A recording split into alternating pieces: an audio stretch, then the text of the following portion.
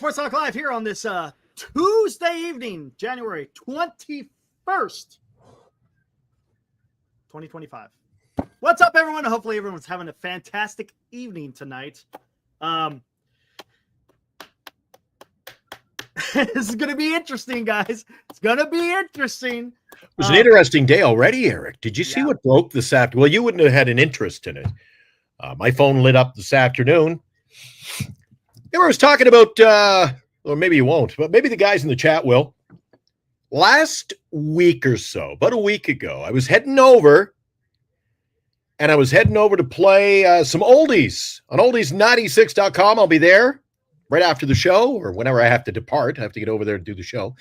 Do you remember me talking about a song called The Cheater by Bob Kuban and the In-Men? No, don't remember. And I told you there was a murder. His song is called The Cheater.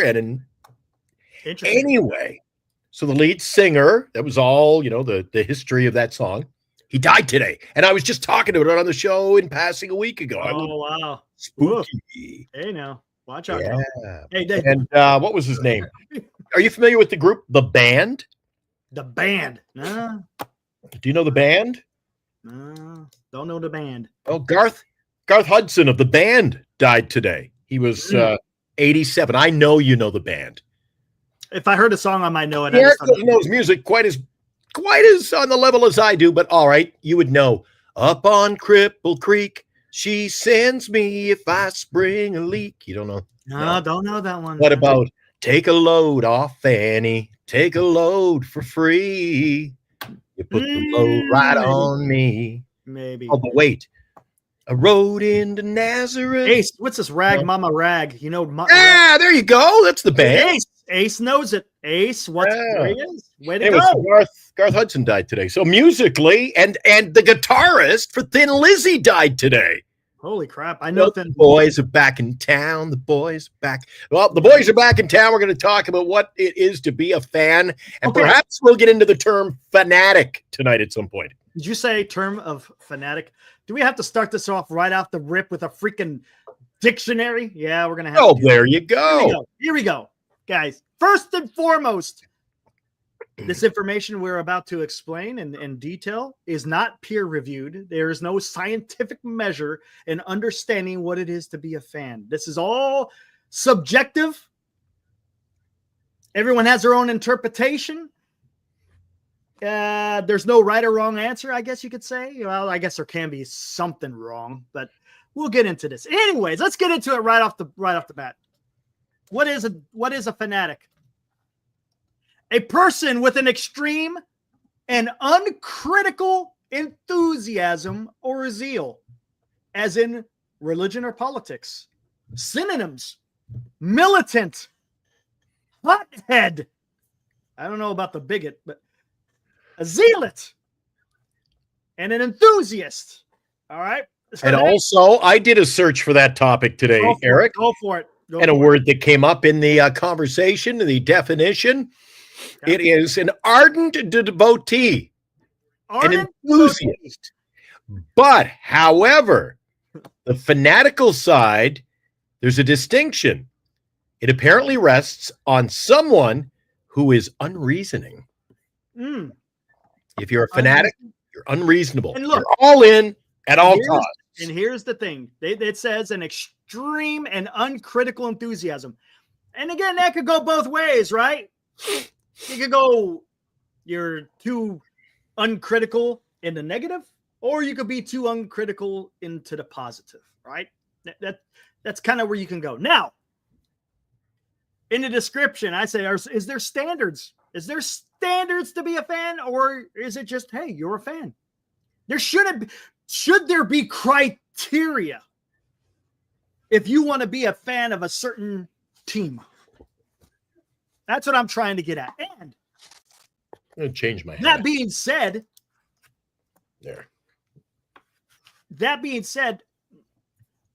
because I see a lot of this. I saw this when I was on Northern California Sports and Entertainment with Dan, seen it here on Giant Sports Talk Live, and I've seen it elsewhere in other channels and even on the radio, you name it.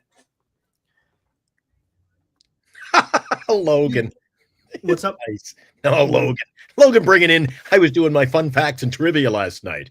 Oh, gotcha. Trivia Tuesday. And Logan, you proved to me. If you're coming in with that, I know that you were listening. Good stuff. Okay, here we go. So there's been, I've seen charges leveled against people. Oh, well, you're not a fan. So what does that mean when someone levels those statements against somebody? You're not a fan. What does that mean?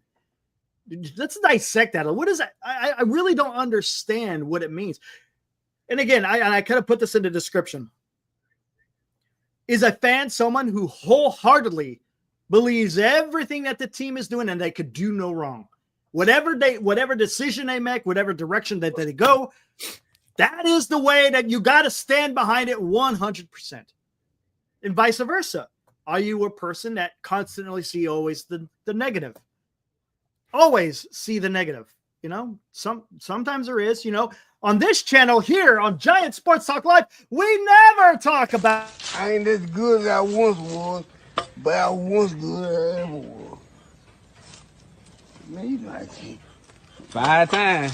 Wow. And they got to be full. Oh, shit. Ooh. Hell no. Get this shit.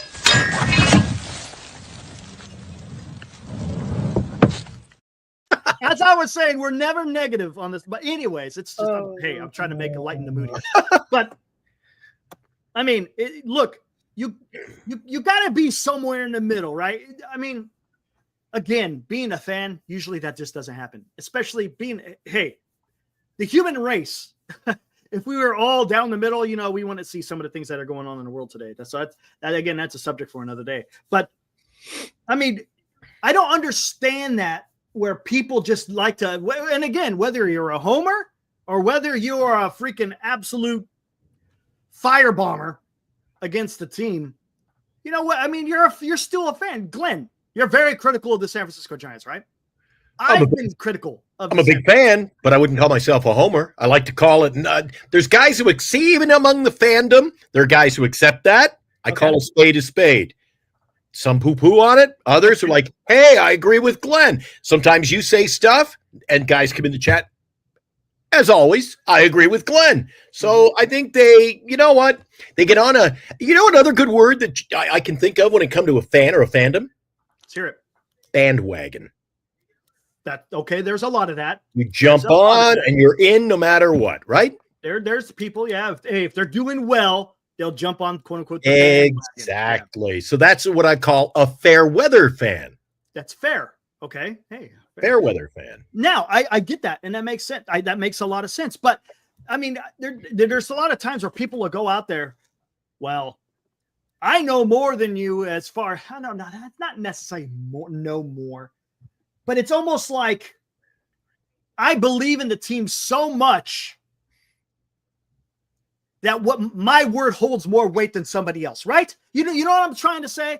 It's like, just because, for example, let's use an example. Justin Verlander, right? Giants signed 42-year-old Justin Verlander. Not a fan. There's some people out there that absolutely love it, and there's some people out there that can't stand it. Okay. Now, even though you're diametrically opposed to Justin Verlander, is one person more a fan than another? That's what I'm trying to say. No, I don't think it does. If someone is saying, oh, man, I don't like Verlander, the person who supports him can't come back and say, you know what? You're not a fan. Or the other way around. A person who is ardent against Verlander can't turn around to the homer, so to speak, and say, you're not a fan, right? You see what I'm trying? You see, guys, what I'm trying to get at here? And again, it's I think what the issue is, right, Glenn? It's the emotion.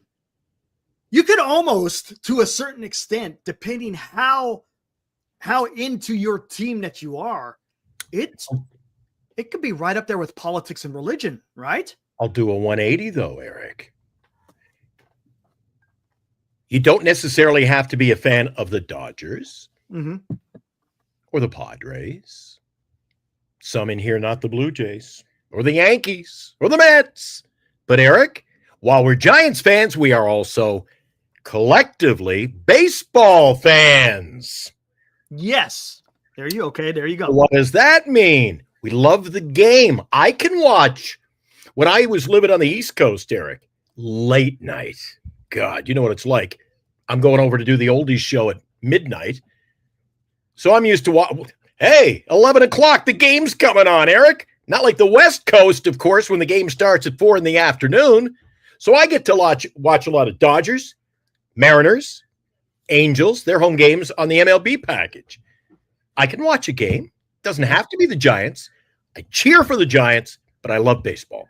That's fine. That's good. There's nothing wrong with that. Absolutely. I'm going to get into this. I threw the link out there for those who want to talk about this because this is, it involves everybody here. It's not just you and I. It's also the chat because there are just as many fans as there. Dan, if you want to hit that link, you can hit it too, man.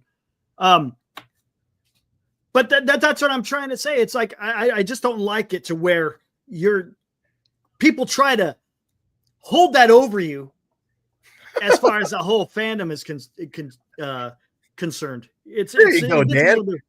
Yeah, I like what he's saying. Hell no. I meet him at the door and I go, what are your intentions with my daughter? Right, Caitlin? Right. Well, there you go. I've done it before.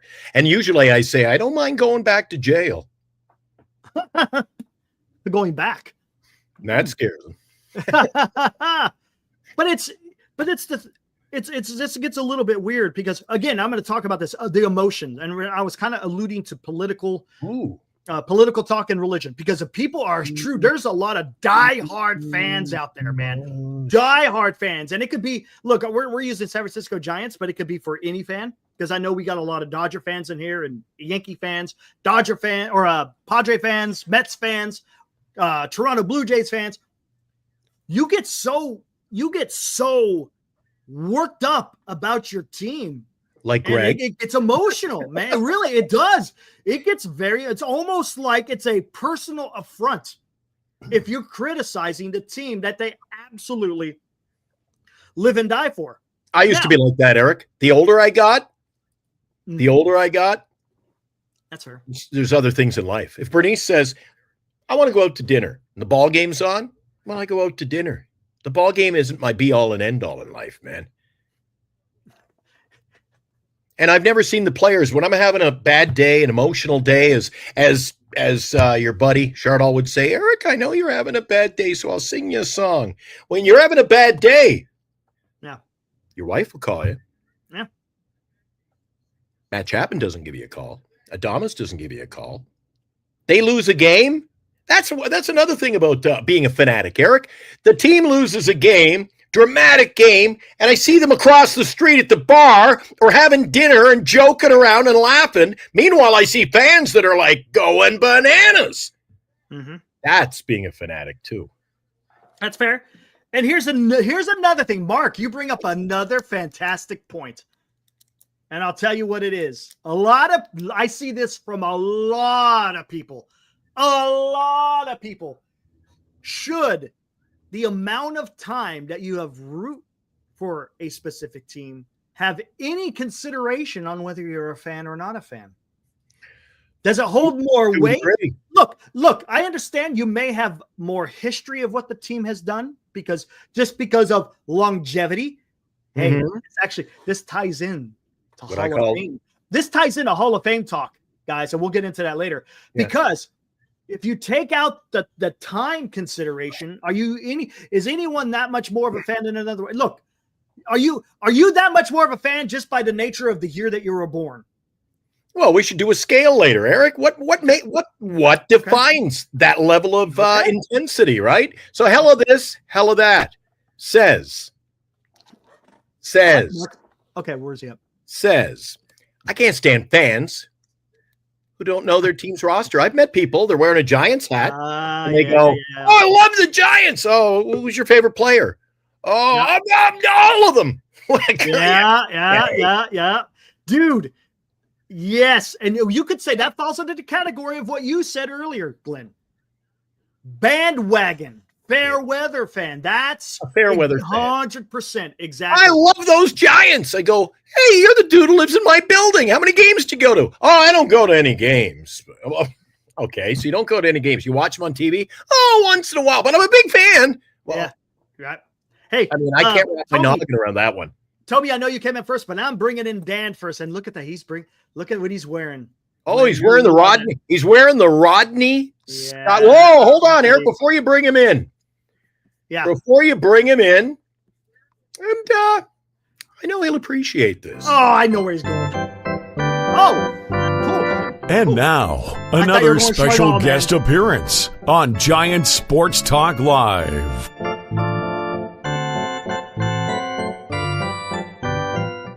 Ah, Yeah, there he goes. what's up? Uh-oh. Does that That's mean cool. we got two shows going on at once? I'm not sure what's going on. Why do I Oh, got it? yeah. Which one did you join? Did you join the NorCal or the Giant Sports Talk? Maybe You know, while I'm you're in here. listening to. Oh, you know what? It doesn't matter either way, but he's Hold on, here. let me try this.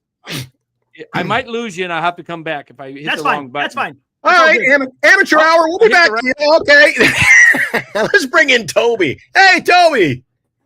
Hey boys, it's been a minute. How's everyone doing? How you Good. doing? All right. I think he's ready to go. All right. I think you're ready to go now, Dan. Okay, Toby. Yeah. We'll get back to you in a So- second, Toby. We got Dilly, we got Toby, we got all kinds of people waiting. Dan, what's up?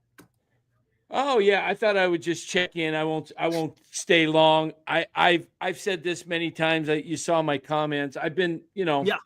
I get critical of the Giants. It's because I'm very passionate about them, and I'm Yes. tired of watching mediocrity. I know that they have the money to spend, and I want them to be better. Mm-hmm. That there's no reason that a team that finishes 5th, 6th, 7th, 8th in revenue, but cannot spend more money. I mean, the Dodgers are putting 67% of their money toward payroll. I don't expect the Giants to have the same payroll, but percentage-wise, they should be putting more toward payroll. Steve Cohen Yes. put 102% toward payroll. Look, these guys aren't making their wealth is not coming from the team itself, what they do on an annual basis. It's the Right. it's Joe Lacob of the Warriors, for example, spent tons of money, over $200 million in luxury tax, but the valuation of the team went up like $2 billion last year. Right. So it's the valuation, and they have so much money coming in the future that I just want to see them spend it. So I get critical because I think, what are you in it for? What are you in this business for? Are you in the business to, is it really a real estate company and you're just making money each year? Or you have an obligation to the fans? We're the ones, if you're not the fans, just go freaking play out in the middle of the Pacific Ocean, and who cares? I mean, nobody, Yes. but you got a metropolitan area around you that supports you. And, you have the whole Bay Area. People are wearing jerseys, hats all over, I mean, not as much as they are years ago. I remember coming up to the Bay Area a lot in 2017, and all I saw was Giants hats all over Concord, All over, Walnut Creek, yeah. Martinez, wherever I went, Giants hats.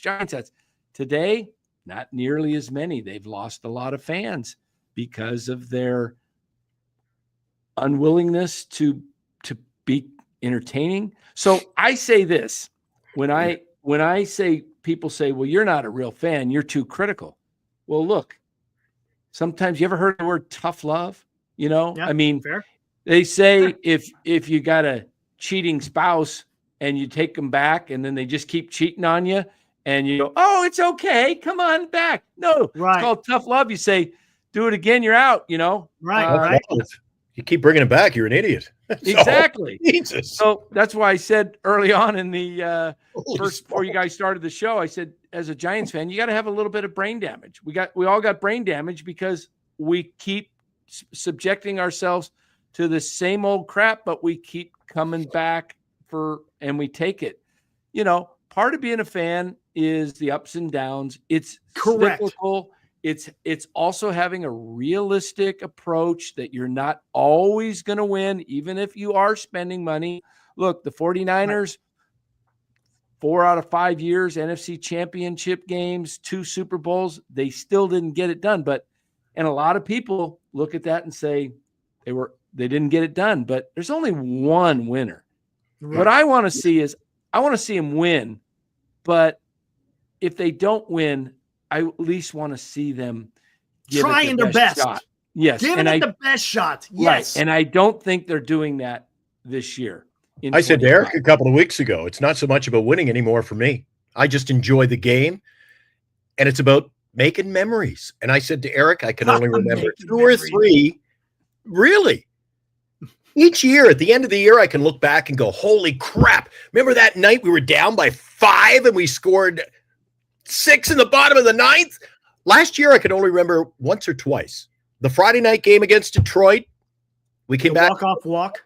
Wilmer's walk-off. That was Wilmer's walk-off. Walk. I think Bailey had a walk-off home run in the bottom of the 9th. That's all I can remember. What else did we do? There were no memories last year. There was no excitement. Well, Dan, at my age, I said to Eric and the boys, they don't like it. And this is also about being a fanatic. It's all about winning. I would rather go to the ballpark, Dan, and see a game that I'll talk about for the rest of my life. One Absolutely. For the ages. And we lose. They go and win 3-2 on 3 hits and go home and go, well, we won. Yeah, but that was boring. Yeah, no, it's all as you get older, Glenn, as you realize, and Eric, you're still passionate, but you start to appreciate more, like you said, the game itself as a, and I experienced part of this. A lot of people who are not on the really what I would say the inside. And I'll say this because I was fortunate to get credentials 1 year. Okay. Mm-hmm. Yep. And I got a chance to see the inside of what was happening. And to be honest with you, I wasn't impressed. I wasn't impressed with the way the Giants, they treated me like I was some kind of, the guy followed me around everywhere I went looking, had access to at that time they had a clubhouse upstairs in Scottsdale and downstairs for the rookies and the guys that were non-rostered. And I would be, guy would follow me all around, but not Slusser, Pavlovic, and, the guy from the Athletic, I'm forgetting his name. Baggerly.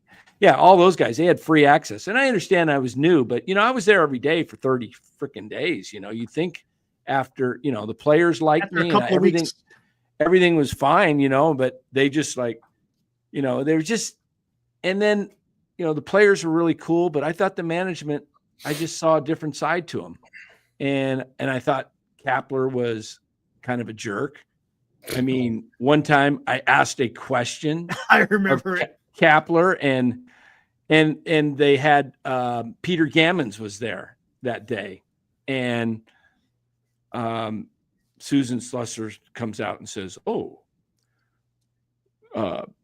something about Peter Gammon, and I didn't even know it was Peter Gammons because he had a stroke, and he had a hat on, and it didn't sound like him. He had a little bit of when he first talked. So I said something, and she comments about we got talk here and we got Peter Gammons here today. And we got some question basically from some rookie, and then Kapler goes, Kapler's there and all these reporters goes, it's okay. We all felt it. And I'm like, it's just Jesus. What? Yeah. And they did the same thing Kapler did the same thing to Kruger when he asked a question. And it was just tried to tear Larry down. And I'm just like, because we're not regulars, we're not there. We're not the beat writers and stuff. So I just said, you know what? You guys have a organization that you don't treat people with the same respect that, like Marty Lurie, great. Marty Lurie's awesome, man. Awesome. What goes around comes around, though, Dan. Yeah. Eric, can you imagine me in that situation? What are the first 2 words out of my mouth? Oh, God, Glenn. You don't. No. But no, the same thing. Ned Coletti. Right. Ned Coletti's a great guy. The guy was he did it at the highest level. And he treats you and he treated me just like a normal guy. He didn't look down on us. Yeah, these beat writers, man, I would go up into the press box and they would just turn their shoulder to me and they wouldn't. And another guy that, Jim on base. That's yeah. We were like, oh, hey, you can't talk to these guys. They're down here. We're up here, and these are the sports writers that are, getting Hall of Fame ballot votes, these guys. And I just thought, you know what? You could be cool. I was trying to be nice to them and ask them questions, and, they just, but so it's all about who they are, though. It's all about who they are and their attitude toward people. It's if you walk into a room, Dan, you and I go out to the bar on a Friday night, and I mean, no girls are looking at me. And Dan goes to the other. I go to the bathroom, and Dan says, "You don't know who that is? That guy there. He owns the San Antonio Spurs, man." Hey, the women talk to me then, Dan. Yeah. Right? Yeah. Yeah. So I used to do that all the time with guys on the hockey team. I go, you know who that is? That's Dan Cochimilio. Oh, there's Hope Springs Eternal. Yeah. Hope Springs Eternal. She says it's all about who you are, Dan. I call Dodger Dan because he's always posting positive things to say about the Dodgers. What can I say negative? Well, what can you say negative? I mean, you could sit there. I'm pissed off. Look, and Dan's pissed off. I could guarantee you Dan would be pissed off. But he's acknowledging, hey, look what they're doing, because whatever they're doing is right. They just signed another guy today, Kirby Yates. I mean, I did a little video the other day. I said, look, I can't stand the Dodgers, but I respect them. I wish my owners' teams would do what they're doing. And you know what? The bottom line is 90% of the owners in baseball could be spending $200 million a year. Yes. No doubt. No doubt. When we look at the revenues. So when people get on me about being critical of the Giants, I just say this to them. Look, if you have a daughter and she's got some guy she brings home that you could tell is going to destroy her life, and because, you've been around, you know what you did as a 20-year-old, right? Or whatever, and you can judge character, and you say, do you just go, oh, go ahead, honey, great guy, when deep down he's going to tear her life up? Yep. And you say to them, I mean, you don't say, oh, good, honey, go. I think it's great. And you don't even say anything. No, it's the same thing with the Giants. When things aren't good, you don't go, yeah, everything's great, guys. I just think we're going to be a 96 win team without a doubt. We've got all the tools. Everything's going to be great. So you point out you're real. Look, being a fan, to me, the definition you read at the beginning, is kind of like having your blinders on. That was me as a 12-year-old, a 13-year-old, a 16, 18-year-old.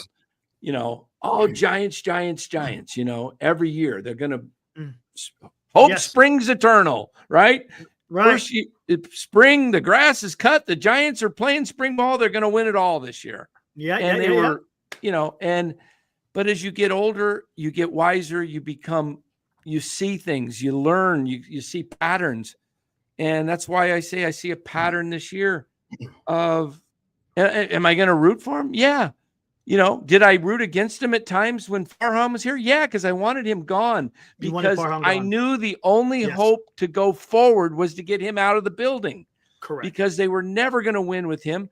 Now you've got Buster, and you can start hoping and looking and hoping they start winning again, but it's going to take a while. And Fan is a guy who is committed, but is not completely 100% blind to the fact that, hey, this team, they can do no wrong. Right. All right. Hey, let's bring in Dilly and Toby. I want to see what they have to say, because they're fans as well. Dilly, Toby, what's up, man? Toby, let's start with you, since you were in here. Talk to me, man, or talk to us. What you got? So I think the worst part about it for Giants fans is seeing the Dodgers do this. I think if any other team did this, we wouldn't give two shits about it. I really think, to be honest, like, let's say it's like the Chicago Cubs. I don't think we would care. They don't bother us. We don't think about the Cubs, but the Dodgers, someone we've had to deal with since we've moved from New York. They it's been moved going on from New even York. in New York. Even in New York, man. Yes, even in New York, like it's been that long. The rivalry's been that long. There's Yes. generations who still hate Dodgers, even in New York, and they're giant New York Giants fans. So I think if it were any other team, we would hate it. But the other thing is, we see the Niners spending money. We see the Warriors spending money. So teams in town committed to winning, and it feels like we're not as committed to winning, and that I think that hurts us the most because I think we are spoiled. We're spoiled fans. We've had a lot of championships over the years. True. We've been able to compete for championships, whether it's baseball, football, basketball. So I think it feels like, are we committed to winning, or are we just kind of committed to like making money off of the nice stadium that we have right now? Exactly. Real quick, I'm going to ask you, Glenn and Dan, before we get to Dilly. Have you ever seen a team like the Dodgers, what they're doing in this offseason? I've never seen anything like this. Alabama football. Oh, fair enough. Okay. Where they paid people under the table before the NIL came around. Gotcha. I mean, Glenn, have you ever seen a team doing this? I mean, this is just. I've seen it, maybe not to this degree. Right. I mean, they're taking it to the penthouse, man. But when I was, I guess more so when I played hockey. So when I was in the Montreal organization, I ended up working for the Edmonton Oilers. Dude. Is that a big rivalry? Dude. And the New York Islanders, who I never had any involvement in, but the Islanders as well. You know, every sport does this. You look at a team. Dan, you follow the Warriors more than I do. I'm the WNBA guy. You're the NBA guy. Wasn't it about, 8-10 years ago? The Warriors only lost. What did they play? Like 9 games. Yeah, they lost 9 games, Eric. So, I mean, there are certain years, certain period, but certain decades, this is going beyond. I said to Dan, I said to Eric, they'll laugh at me. And in a way, I'm just kind of, getting the talk going. I said this team could win 130 games. And I said you're full of shit. You know what? They're over under, dude. Their over under is about 104, 108 or something like that. I think they're going over 103.5. Oh, easy bet. They're going over that. And now they picked up Kirby Yates. Eric, they got multiple closers. They got enough pitchers to field 2 teams. So I say I've never seen anything quite like this before. I've never seen it. Never. Unbelievable. Yeah, I did. And that's what makes it that much more frustrating. And the fact that they go out and get the best. This isn't they don't just make acquisitions. They target the best. Yep. Big difference. Oh, all right, let's get to Dilly. Dilly. Like when I traded Dan in fantasy, I traded him my best. He didn't tell you. He didn't tell you though. We split the prize, first place. Oh no! That's it. Oh no! Oh, look at Dilly. He was in there. Oh Lord! I'm only kidding. You know what? I'm kidding, but they'll take it and run with it now. Jesus! Oh goodness gracious! I can't wait for this absolute debauchery to happen again. What's up, Dilly? Debauchery. Oh man! Talk to me, Dilly. I Senior, I knew it. Audie. That's funny. Apologies for being a little nasally. I hear currently the cold. I am sick. I hear it. Yep. I just got over that stuff. Yeah.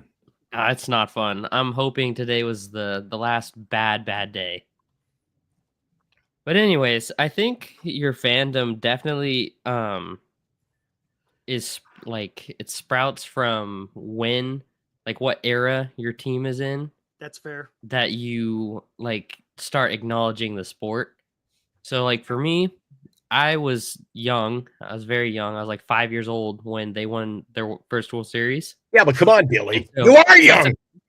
Well, I still, but you are 5, obviously.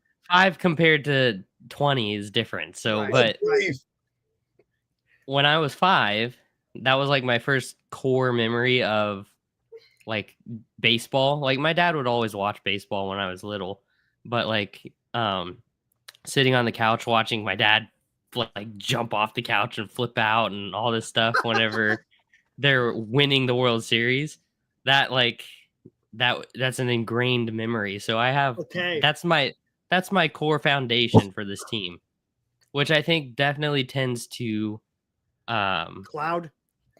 Yeah, Skew. I guess you could say cloud. Skew's Skew is a good word. That's better. It sprouts a tree of being much more of a homer than someone who comes in later in life or at like a right now. Like kids who are watching the Giants right now or like the last couple of years are not going to have the same foundation that I have, having literally the first memories be, oh, World Series this year, we'll wait a year. World Series this year, we'll wait a year. World Series the next year, and then all of a sudden I'm like, okay, I guess this is just what baseball's like.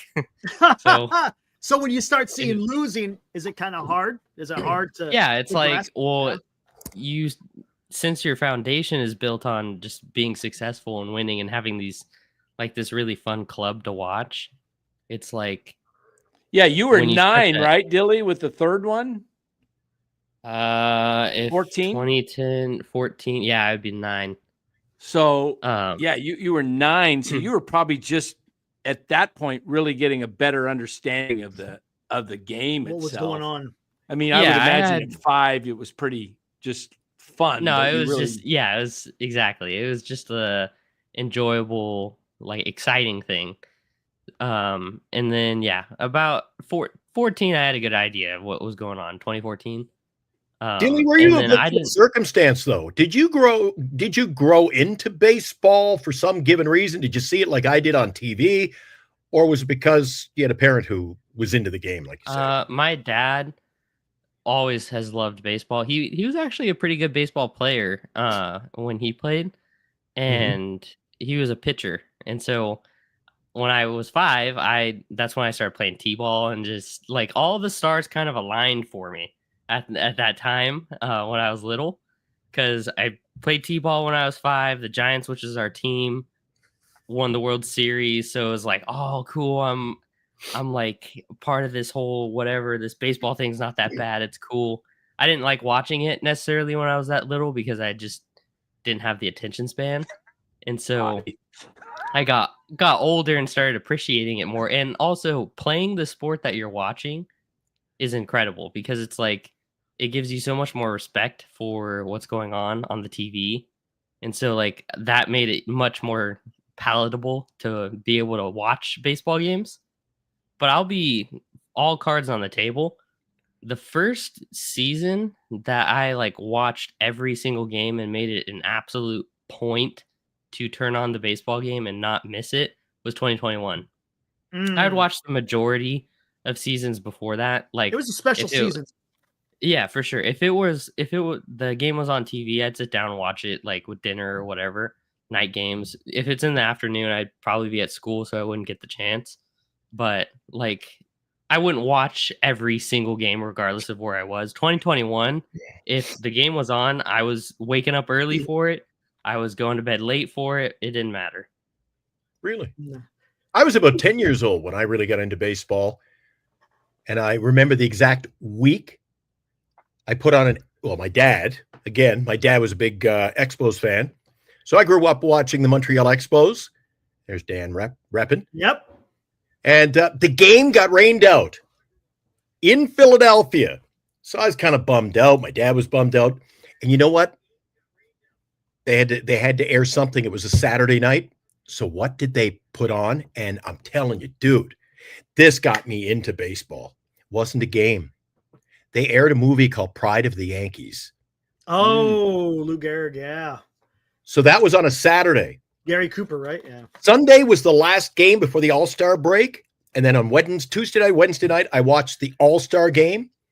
Dan, do you remember? I think it was 1977. It was the first ever Grand Slam in an All-Star game. And it was Freddie Lynn. Oh, off Atlee Hammaker, wasn't it? Oh, can't remember who, but that was Giants? the game. That was the first game I sat down.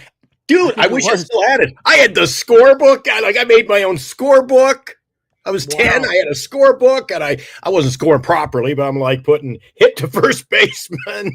He's out. Oh, it was pretty cool back then. I'm telling you, baseball. I appreciated more too when things were I mentioned Dan the other night to Eric. When I was a kid, I didn't even have cable, but my friends all got to watch Monday Night Baseball. That was big. It was like Monday Night Football, right? So in the summer, you had Monday Night Baseball on ABC. And you had a couple of games like Wednesday night, the Expos were on. And then you got the weekend games. But now, I don't think people appreciate it as much. Because I was just going to say the same thing, Glenn. I didn't watch. We got 18, either it was 18 or 20 games KTVU. growing up. KTVU, Gary Park, Channel 2. That's all we got. We got 9 games in LA. We got 9 games down in San Diego. And I think there was 1 or 2 others that they would throw in. Sometimes it would play the Houston Astros or something like that. We had to listen to the radio growing up. So you really had to be committed. If you were, I could remember going out in the summer months because I was, played football and I was a field goal kicker. So I would go out and set up my little tee that I had it's got a little thing that holds the ball, and I'd just practice kicks, but I was listening to the game. Well, the game was on. I couldn't miss a stinking game. I had to know what was going on. So I was always listening. You couldn't. And so you learn I think you learn the game really well when you can listen to it. Yes. We were just talking about that on our show the other night about me putting the transistor radio under my pillow. You guys sleeping in there? Oh, yeah. And I had the radio on flipping through. And at night, I don't know what it was like in the West Coast when you were, or where did you grow up? The West Coast? Yeah. California, Bay Area. Yeah, right there. When I grew up in a little island called Cape Breton.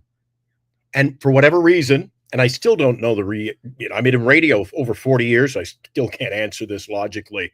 At night, AM radio, I could pick up. In the day, I picked up 2 stations, but at night, in New York and Philly and Detroit.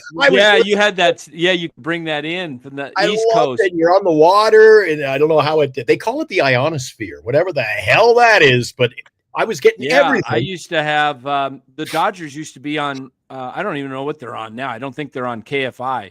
But they were on 6, I think it was 640, something like that. I had the dial on KMBR, or no, it was back when I was a kid, it was KSFO 560. And then I would move it up a little bit to whatever they were on, 620, 640, whatever KFI, I think it was.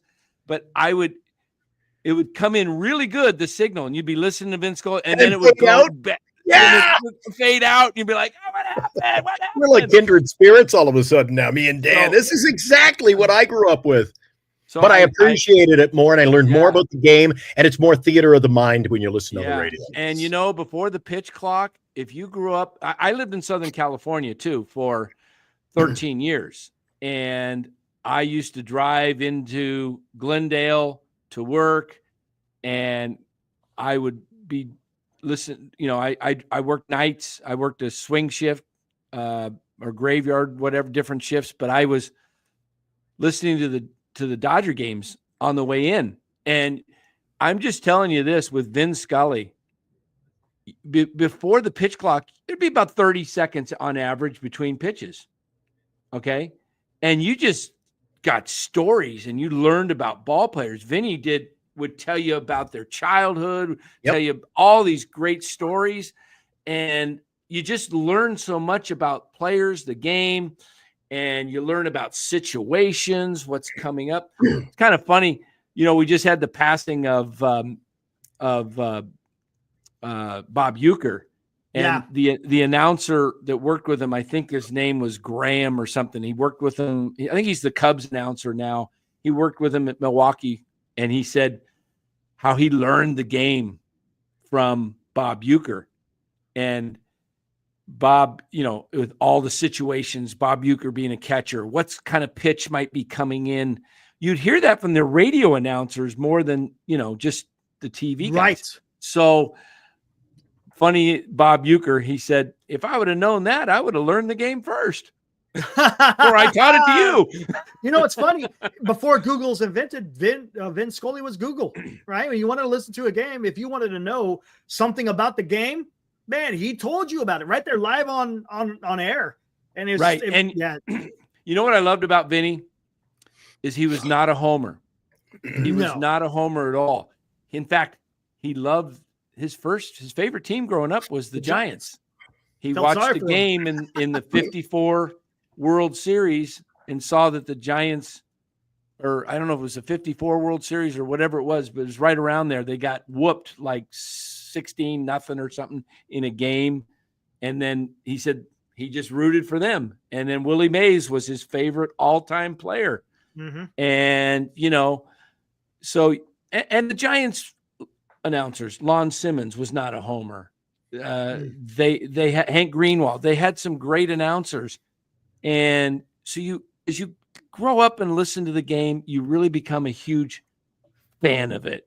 And I just think that the kids today, like Billy, you got a chance to grow up and where every game's on TV. It's just, I mean, whether you want it or not, you got not just the Giants games, but if you have the Major League whatever MLB app thing or whatever, you can get every game you want to watch. You can watch every stinking game.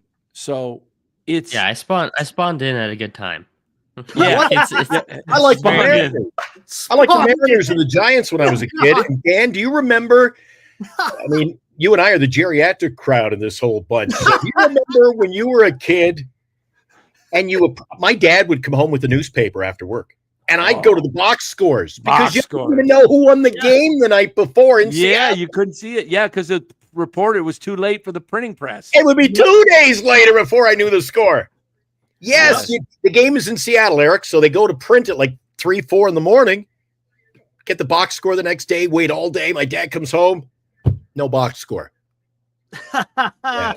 No, the box scores. I lived on the box scores. I used to take, and what was crazy is I used to cut them out and take them to the scrapbook. My dad, I'd grab the sports page, and if I was reading it, my dad said, "Give me the sports here." Just I'm like, "Oh shoot, we only had one paper." It was like we had one we had one TV, 3 or 4 channels.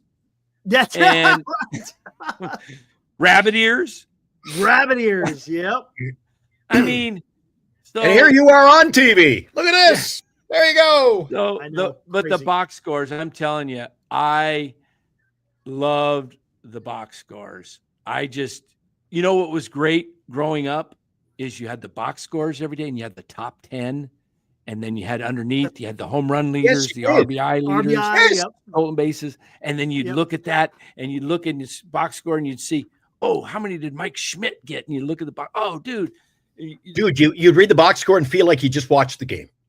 Yeah, the box scores were great because I didn't get to listen to every game as a kid because I did try and sneak my transistor radio in to bed a lot, but I had 2 brothers that were older, and they still to this day. I mean, they're 67 and 66, and when we get together, they still tell old stories. Hey, you remember when they had a radio in their room, and my parents would be out in the family room, and there was a door from the family room that connected to my bedroom, and they'd be like in their room, and they'd say, "Hey, Dan, hey, come in here. Giants got bases loaded. McCovey's up." So I'd come into their room, and they'd be, we're all listening quiet, and then all of a sudden they'd go, "Hey, Daddy, get out of here!" And then my dad would come in, and I'd get the belt. And they still laugh at me this day about that. Oh my God, that's wrong, dude. Yeah, damn, it's wrong. Yeah, the one brother, my brother, you helped out, Steve. Yeah. He's the oldest. He'd be like, he was the instigator of it all. They'd get me all comfortable, and I, my older brothers they're letting me in on it. Boom. Every time I'd fall for it. I'll give you another one, Dan. Every Saturday afternoon in Nova Scotia. Hello again, everybody. This is Mel Allen. Oh, and we got I watched This Week in Baseball. This Week in Baseball. Twib Notes. Twib Notes. Did you ever watch Johnny Bench and his Saturday morning? Oh yeah, love that show, man. Yeah. Oh, what the hell was it called? And they had Mel Allen on it too, as well. Steve's the oldest. Oh, what am I thinking of? Johnny Bench. Johnny Bench was the host. Had all the kids. Oh, I can't remember the baseball bunch. Baseball bunch. That's right. Loved it. The chicken was always on there. Remember the chicken? Oh, Dan. So was it your father is that where you got your love for the Giants? Was your dad? Well, not really, because my dad played pro ball for the Stockton Ports. That's right. 1 year, but my dad died at 31. There was an accident at work, and he died a couple days later. He got hit in the chest and had a butcher store, meat depart, and the hanger, like when Rocky, when he was punching those hangers, it fell off and hit him, and he had some pain. And then later on, they determined it was just plaque that just kind of broke loose, went to his main artery, died. My mom was 26 years old, 3 children, and he died on my brother's 5th birthday. Oh, right after the family party, they left. I was 6 months old. So my dad was a real athlete. He had a tryout with the Oakland Raiders. He played, baseball with the Stockton Ports. But then when he passed away, my mom remarried like 5 years later. So my stepdad, he was kind of more quiet, but he loved sports. But it was my brothers, my 2 older brothers, that were we just all year long, we played whatever sport was in season. We were out in the season. We were out playing baseball, every day until dusk. And then we were playing basketball during basketball season, and then football during football season. My brother even played some hockey, but they didn't have ice hockey in California back in the 60s and 70s.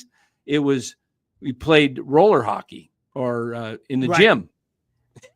And my brother checked his best friend into the boards, which were the bleachers folded up, checked them, and his best friend didn't like it, turned around, gave him a punch. Knocked his my brother's 2 front teeth got knocked out. Oh my God. And it was his senior year. He had senior pictures coming up, and it was pretty wild. But that was gonna be his best man in his wedding. They were friends. And my brother broke his nose with one. So he got a broken nose, and my brother lost his 2 front teeth. Eric, did you grow up in a sports family? Yes, I did. Yeah, my dad absolutely loved baseball. But real quick, back to Dad. Just real quick, we'll come back to me. So, how did you become a Giants fan? Where did that grow from? My brothers. Your brothers, okay. My oldest brother, he just took into sports. I probably got it from our natural father, who was athletic. Right. I mean, both my brothers are very athletic. We were all athletic. I mean, my brother played for the Minnesota Vikings, my middle brother. So he was an all Pac-10 defensive back with Ronnie Lott and Ken Easley. So I was fortunate enough to be, I was probably the worst one athletically. They both got athletic scholarships, one to Cal and one to Hawaii for basketball. I was trying to make it as a kicker back in the, early 80s. And after I had a crappy junior college year of kicking, I said, I'm done. I just had, kickers, you get into a bad funk, and it is all mental. It was nothing but mental. I went out to kick, and I says, I can't miss.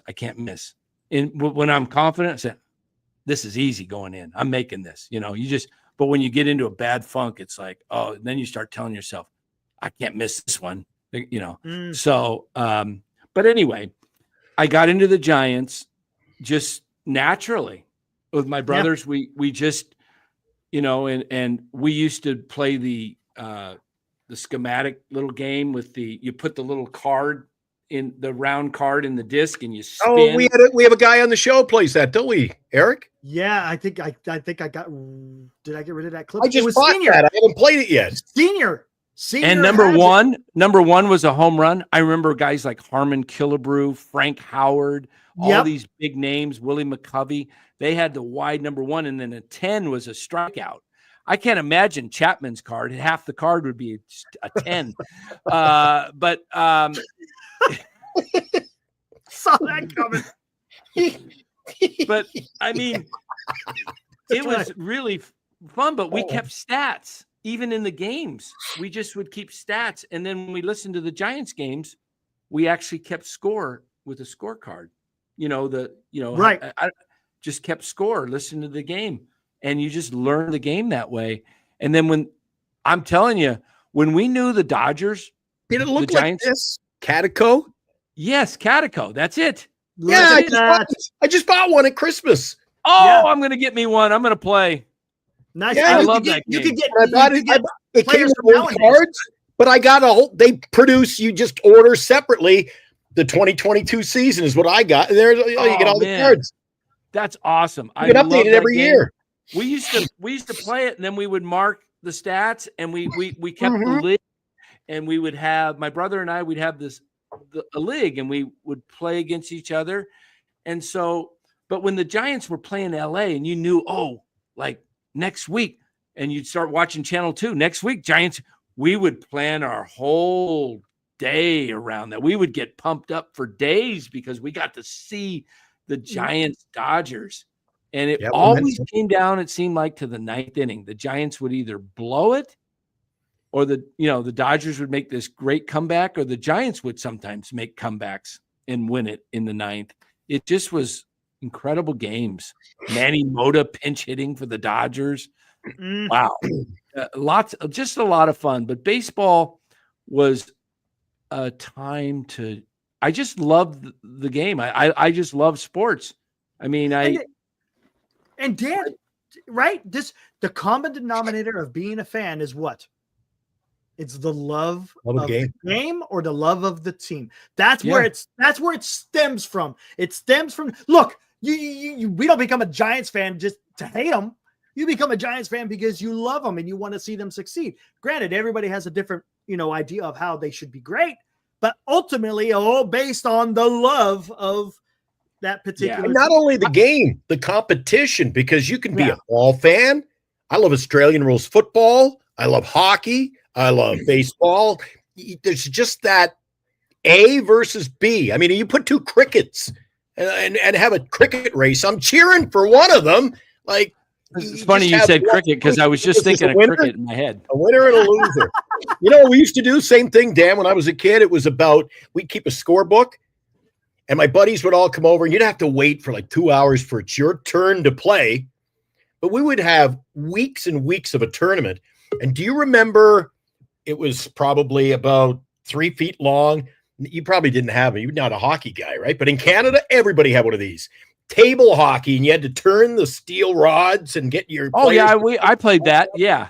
And your goalie would shift sideways. Oh, yeah, that was fun. Yeah, bang, Coleco, bang. And then it went digital Coleco. But I think playing it on the little rink like that was more fun. Yeah. And then you'd break the spring, and you'd have to wait 6 months to get a new spring. And oh yeah, I tell you, growing up was just 3 boys. I mean, it was just, I probably would have had, if my dad hadn't have passed away. My parents, it was a Italian Catholic family. So we were going to probably have, my parents wanted to have 5 kids, but I was the third one and that was it. But so I had these 2 older brothers, that we'd play games out in the street, right in the middle of the street. We're playing baseball, and we'd have to stop for the cars and different things. But we had this big, giant, I don't know what they're called, arborvitae. Oh. Uh-oh. Is it on my screen or everybody? No. Go out. Oh, there he's back. Okay. There Are you familiar with the arborvitae bush? It's real thick, and it's like, I don't know. Just look it up. But it was this big, giant, huge shrub, and they either can grow straight up, or you can trim them, and they're like a hedge. Well, in between our house and the neighbors was this hedge of these bushes, and I would put a ski mask on, where you could see the eyes, and I'd put long jeans and long pants, and they would throw footballs and baseballs into those, and I would take off and just dive headlong, and that's how we learned to, just make diving catches and it was like, it was itchy and hurt like heck if you landed wrong, but it was just fun playing. We didn't have digital games to play. We were outside all through childhood. True, Eric. Yep. And from sun up to sundown, man. Especially if there was ice. For us, if there was a pond that was frozen, Eric, sun would be down. My parents would be looking for me. Yeah, there it is. Arborvitaes. Yep. But these were cut and they were all like trimmed and we just dove. Yeah, and they were a hedge more. And we just dove headlong into these things, and they were like needles, but they were it's just I know you're talking about. Yeah. Kids today, not only do they have all that stuff, everything's digital. Everything's on TV. Eric, my parents weren't exactly on the rich side growing up. So if you needed a puck, you found like a frozen piece of cow shit, man. And that's what you used. Frozen piece of cow shit. Okay. That's what you did. You break that puppy up. You had yourself a hockey puck. Hey, never thought I would ever hear. You're going to be a goalie? I never had a goalie mask. You know what I used to wear? You know what you get? Never. You get a pair of scissors, and picture this, how cool it would look. You take a pair of scissors and you cut out almost like sort of around on the side of a Javex bottle, and you cut the 2 eye slots out, and there you had a mask, a goalie mask. You'd have your baseball glove. You'd have your baseball glove. It was, dude. That's pretty cool. You play with the puck, and then after the game, you just defrost it and have a snack. I love that. See, again, I'm all about hockey. You guys wouldn't even remember. Every Easter, I'd get a chocolate puck. A chocolate puck. With my favorite. I never knew they made chocolate pucks. You learn something every day, man. Yeah. Yeah. Life was, I don't know. Maybe I just appreciated things more in my younger days. I tell you what, let's get to Toby. It's been a while since we got to Toby. Or if you've got money, right? Even in your older day, you got money. I don't think people with money appreciate the things. Like, all the cards I have, Eric. I got a pretty extensive card collection. Yeah. When I had to save my allowance to get a pack of shovel like 8 neighbors' yards to get a pack of cards, I appreciated it. Yeah. A little bit different, right? And now stuff comes in the mail, and like Bernice says, geez, there's 800 packages every April for me to open, and I just get them and just throw them out, and they just roll in, man. There's no appreciation. No appreciation. Toby, how did you become a fan? We heard about Dilly. We heard about Dan, Glenn. For myself, I haven't talked about it yet. But tell me, Toby, how'd you become a Giants fan? A Giants fan. I think I became a baseball fan first. And I would say that came from my grandmother. So she liked for me to read her the newspaper every morning. So while she was cooking breakfast for everybody, she would have me read all the stats and the scores from around the league and such, and tell me who struck out the most and who's the league leader of this and who's the league leader of that. So I became a baseball fan before I became a Giants fan. Grew up a Giants fan always. I think my first heartbreak wasn't a girl. It was 2002 Game 6 of the World Series. Yeah, so I don't like bringing up that day, but I would say my first heartbreak was not a woman. It was Game 6. How old were you, Toby? 2000. I was 9 years old at the time. So 10 years old. I didn't know what a girlfriend was when I was like 30. Yeah, I didn't even. Yeah, I thought girls were scary at the time. So that was definitely my first heartbreak. And then 2003, we had Pudge Rodriguez. I still hate that guy. I don't care. No. And us losing to the Marlins. When he holds the ball, that still irks me to this day. Like I still have grudges against certain players, and I hate the Angels and I hate the Marlins. So I was a baseball fan first, I like to say. And I wasn't as lucky as Dilly, where I got to see all 3 at once. I had to learn of the heartbreak of the game first. Gotcha. So how did you become a Giants fan though? How did that get? Same, my grandmother. So she was a she was in the bleachers all the time from Candlestick to the new stadium. She loved being there. She would find the cheapest tickets she could and bring all of us here. She had 5 kids, so it was a lot to do, so we didn't do it all the time, but when we did it, it meant the world to us. So That's awesome. The Giants were her team, so they will always be my team. That It's is cool about awesome. reading the newspaper, right? Like educational. My dad would Yes. take baseball stats from the newspaper, and we do math. Yes, He'd say, that's how I got my math Mel skills. Oliver has 36 RBIs, and last year he had 105. How many does he have? And I'd have to do math. There you Yeah, go. that's how I got good at math. Another thing about being a fan is you get caught up. I told you my favorite ball player, nobody ever heard of him. Mike Schooler, relief pitcher, Seattle Mariners. Nobody's ever heard of the guy. He's my favorite player. And in hockey, I just got a jersey in the mail. I had to pay like $100 just to get a custom design. My favorite player came today. Marcel Dion. No, Michel. Oh, Michel Dion. He was a goaltender. Oh, okay. I'm thinking of the. I'm thinking of that just came today. What was the guy that I'm not as big into hockey, but wasn't there a? So you're thinking Marcel Dion, who played for the Los Montreal Angeles for the Canadians, and there's Michel Dion, number 29. Wow, dude, it's like an Elks Lodge here. I can pull out any. You name a player, or It's an Elks Lodge. I've got the Ponderosa Pittsburgh, only available at 6 Ponderosa locations in Pittsburgh. Is that it, Marcel Dion? That's Michel Dion. Are they okay? Are they brothers? Nope. No relation. No. The goalie I remember. Marcel Dion's the little beaver. Michel Dion. I remember 2 goalies growing up because I used to listen to the LA Kings pick them up and the California Golden Seals. Gilles Meloche. He was a Golden Seal. Yeah, Golden Seal. And then with the Kings, Rogie Vachon. Yeah, Rogie played for Montreal, played for the Kings. Yeah. That was when they had the golden jerseys in Los Angeles. Yeah. Oh, the blue and gold, right? They were gold and black and white with the big golden, like the crown. Yeah. Purple. It was purple and gold. Purple. That's what I remember. And my neighbor played for the California Golden Seals. Oh, really? Yeah, my next door neighbor. His name was Norm Ferguson. Huh.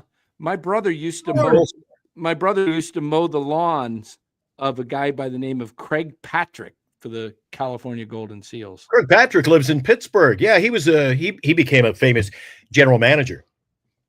Yeah, and then he was the general manager. He built. Did you know this? Craig Patrick built the 1980 Olympic team that beat the Russians. Oh, no wow. shit. With Jimmy Craig in nets. Wow. Jimmy Craig was the general manager of that club. So Oh, you that's learn right, a little Jimmy something on Giant Sports Talk Live tonight. There And we that's go. not baseball, but it ain't baseball. You never know. Music, hockey, football. You never know what you learn. Good. Oh, God. Bob Miller. Yeah, Cliff. Bob Miller was a great announcer for the Kings. He was fantastic. And I listened to Joe Starkey do the Seals. Who was the guy that called? Because I remember on Fox, he used to be on Fox doing commentating. He was the coach for the Kings. What was his name? He always did the Fox games back in. The guy that the good looking guy. There. Yeah, Kind of look like Gavin Newsom. Barry Melrose. Barry Melrose. Yeah, That's who it Barry was, Melrose. Yeah, he was always calling game. He was the he was color always guy, the right? Yeah, he was the guy that was always trying to look like Mr. Cool. With Well, you know, our Hall of Fame broadcaster Johnny Miller. He got his start. He was the broadcaster for the Oakland Seals. Senior wants that's Greg right. to come in and tell us what a fan is. Yeah, I put the link out there. I think I saw Greg's little blurb at the very beginning before the very show beginning started, before you even started. Yeah. What a fan was somebody who was not critical of the team. I think he said. Yeah. I think I've come up with the perfect explanation of what a fan is. A fan is you have a love of a sport, a team, or a player, and you sprinkle on a little bit of like lunacy. Idiocy. The little sprinkle on a little bit of lunacy. That's pretty good, actually. Yeah. Because Yeah, like I of- said earlier, you keep coming. I said, I don't know if you were with us earlier. I said to Eric, I said, what is it about What is it about a team that they can go out and lose a big game, Dan?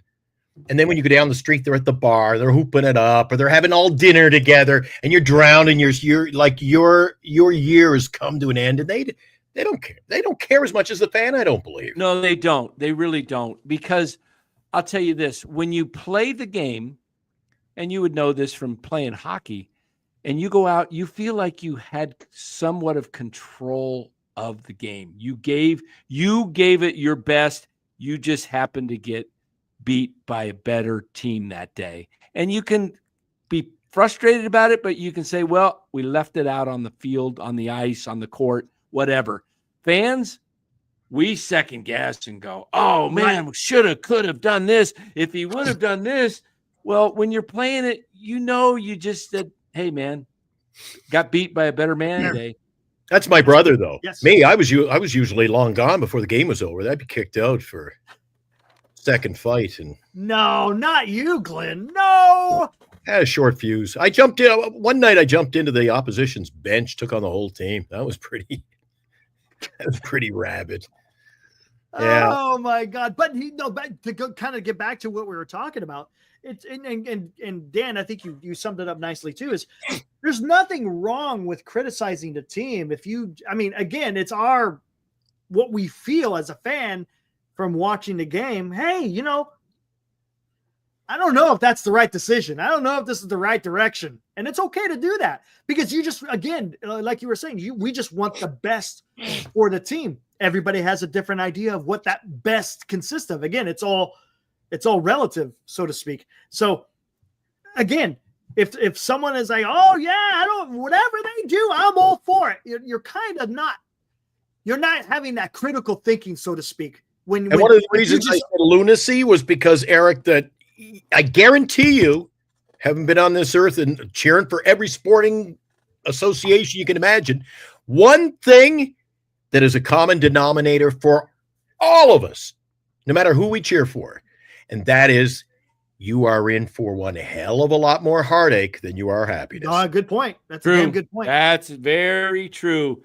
Unless you're a Dodger fan now. Yeah, unless right. But you know what? They've had how many years in the playoffs? They finally got one. Yes. They finally got one. Hey, Dan, 13 to 24, they got one. And we're not Dodger fans, we're not counting 2020. You can count it, but you didn't get a parade. All you got is a fake Cracker Jack box ring for 60 games. Okay. Whatever. You guys, but I get it. Look at how many times they won. So you're right, Glenn. Much more disappointment than victory. A lot of the heartache. agony, as Wide World of Sports, Jim McKay used to say, the thrill of victory and the agony of defeat. When the guy's coming down the slope and he falls off. Falls off the ski jump. See, and isn't that another thing about sports? We can all remember the intro to that show. Oh yeah, absolutely. The NASCAR. I'd never seen NASCAR at that point, but you got the guy with the cameraman and he's running and the car is just ready to just belt him. Yeah, I love that. I love that. And that was what was that announcer's name? Jim McKay. Jim McKay. Yes, Jim McKay. The thrill of victory and the agony of defeat. Yep. And this is Howard Cosell. Howard Cosell was on there. Yep. Monday Night Football, everybody, and it's gonna be a barn burner. Somebody mentioned Joe Garagiola. I think he was doing the Monday Night Baseball color commentary. Going back to kind of real quick to the Dodgers, how do you think the Dodger fans are feeling? I talked to Alex on this before and Benji here in the chat. How did you think they felt about the Giants when the Giants were winning 3-5? Oh, they were right. They were ripped, and we were loving it. And they're enjoying it now. But it's you know what? I'll tell you what. As a Giants fan, I got more thrill of watching the Dodgers choke in the playoffs than us not making it. If we didn't make it, it was like disappointment. But I got juice when the Dodgers lost. I felt like the Giants won the World. You know what's funny? You say that, Dan? My entire family, the San Francisco Giants. There's a lot of San Francisco Giants fans in my family. If the Giants didn't make it, there was more joy in the Giants playing spoiler than it was for them to even get into the play. I mean, they took absolute joy in dashing Dodger hopes. Do you know how much joy there will be this year if the Dodgers get knocked off in the NLCS or division series? Do you know? I mean, everybody's going to be gunning for them. The whole country's going to now root against them, except Dodger fans. So the pressure, I mean, they seem to have the players that can handle it, but they're still going to win. I mean, Right. with unless there's some kind of, what do you call upset. those? Yeah, Major upset. What do they call those things that they say that's going to hit the Earth and destroy it? Not a asteroid. An asteroid. There's some kind of asteroid. Meteor asteroid comes in. The Dodgers should be winning the whole thing, but anything can happen in sports. People go down. Can happen. People go down. Injuries. Yep. I mean, but I think once you get through the first series, though, the thing that is adding these teams in these short series, I think is kind of. I love more baseball, but it kind of ruins it because before it was just the best of the best, and you had a 7-game series. Right. Oh, how about the old days? What happens to 7 games? Yeah, But the old Black Sox days, they played 9. Cincinnati back in the day. But back to 7 games, the cream rises to the top pretty much always in a 7-game series. But now you got teams. That's a problem. That's a problem in baseball when you can win 115 games. You go in you get your bye. Second round, you play best of 5, you lose. Yeah. I did a video today, guys. It's out on the Giants. Can they compete in the National League West? So I answered a lot of these questions about their over under. So you check it out. It's about 13 minutes long. But, I said the Giants nutshell if you want to know, if you don't want to have time to watch it. But basically, that I think they'll be right around a 500 team. But I pointed out for them, could they compete? Yeah, if everything goes right, really right. Harrison pitches to his potential. Birdsong does the same thing.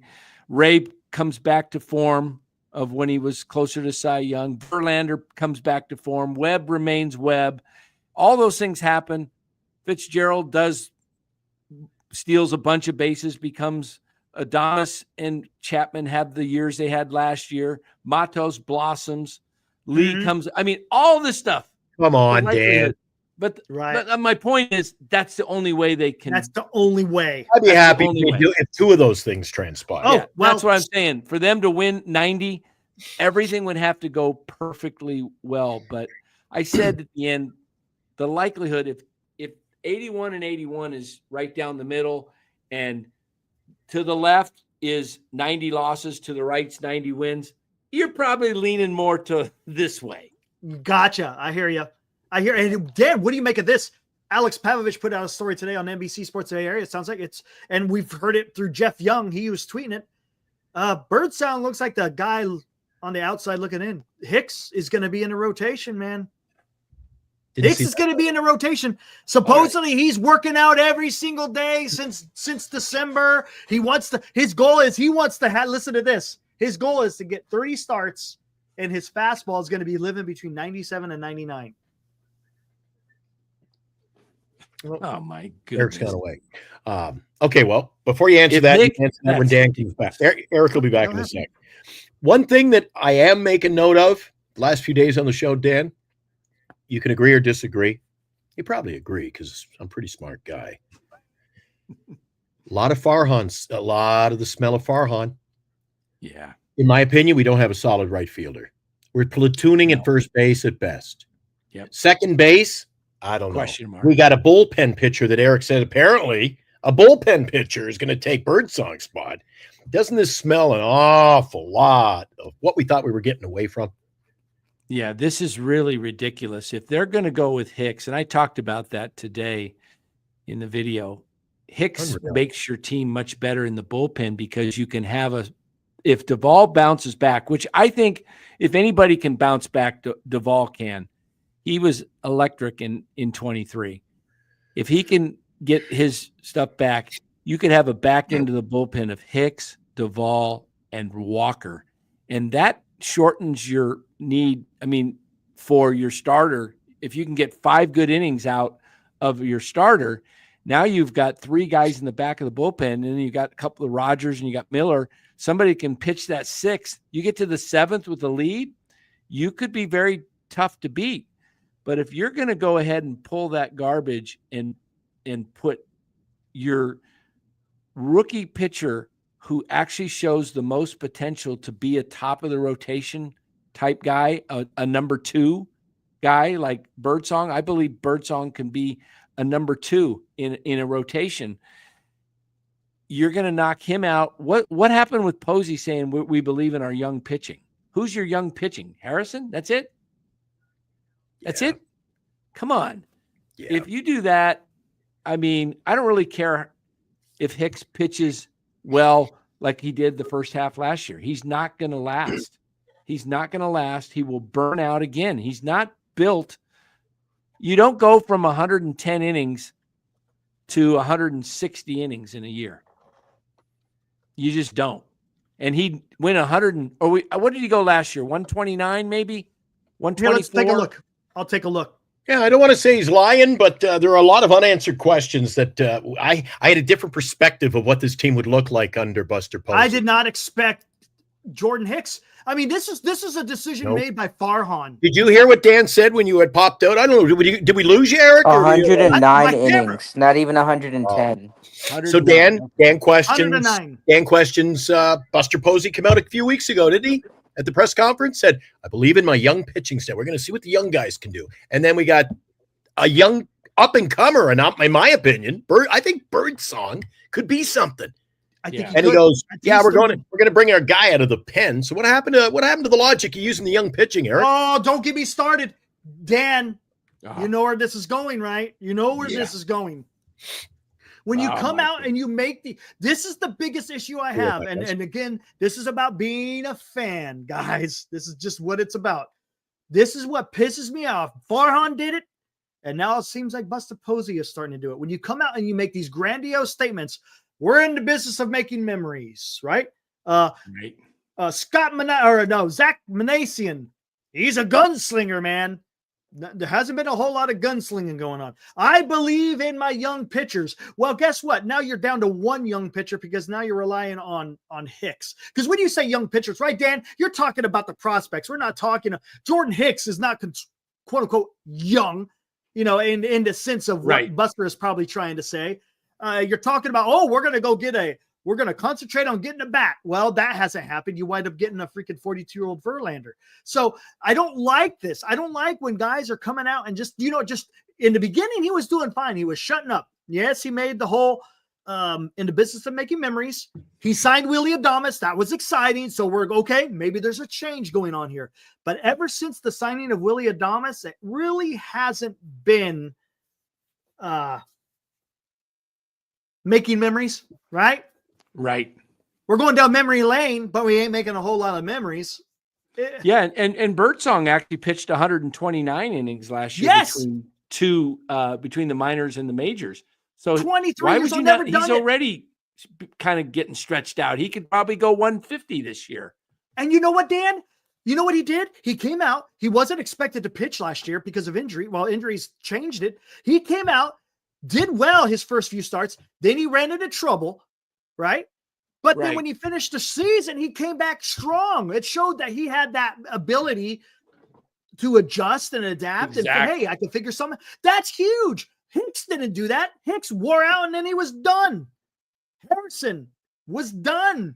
I mean, I'm not going to, Harrison's still young, but still Birdsong out of those 3 showed more promise than Harrison and Hicks. And why you don't go out there. Maybe there's I think Pavlovich talked about it. There's going to be a competition, but maybe Birdsong outbeats Harrison. Who knows?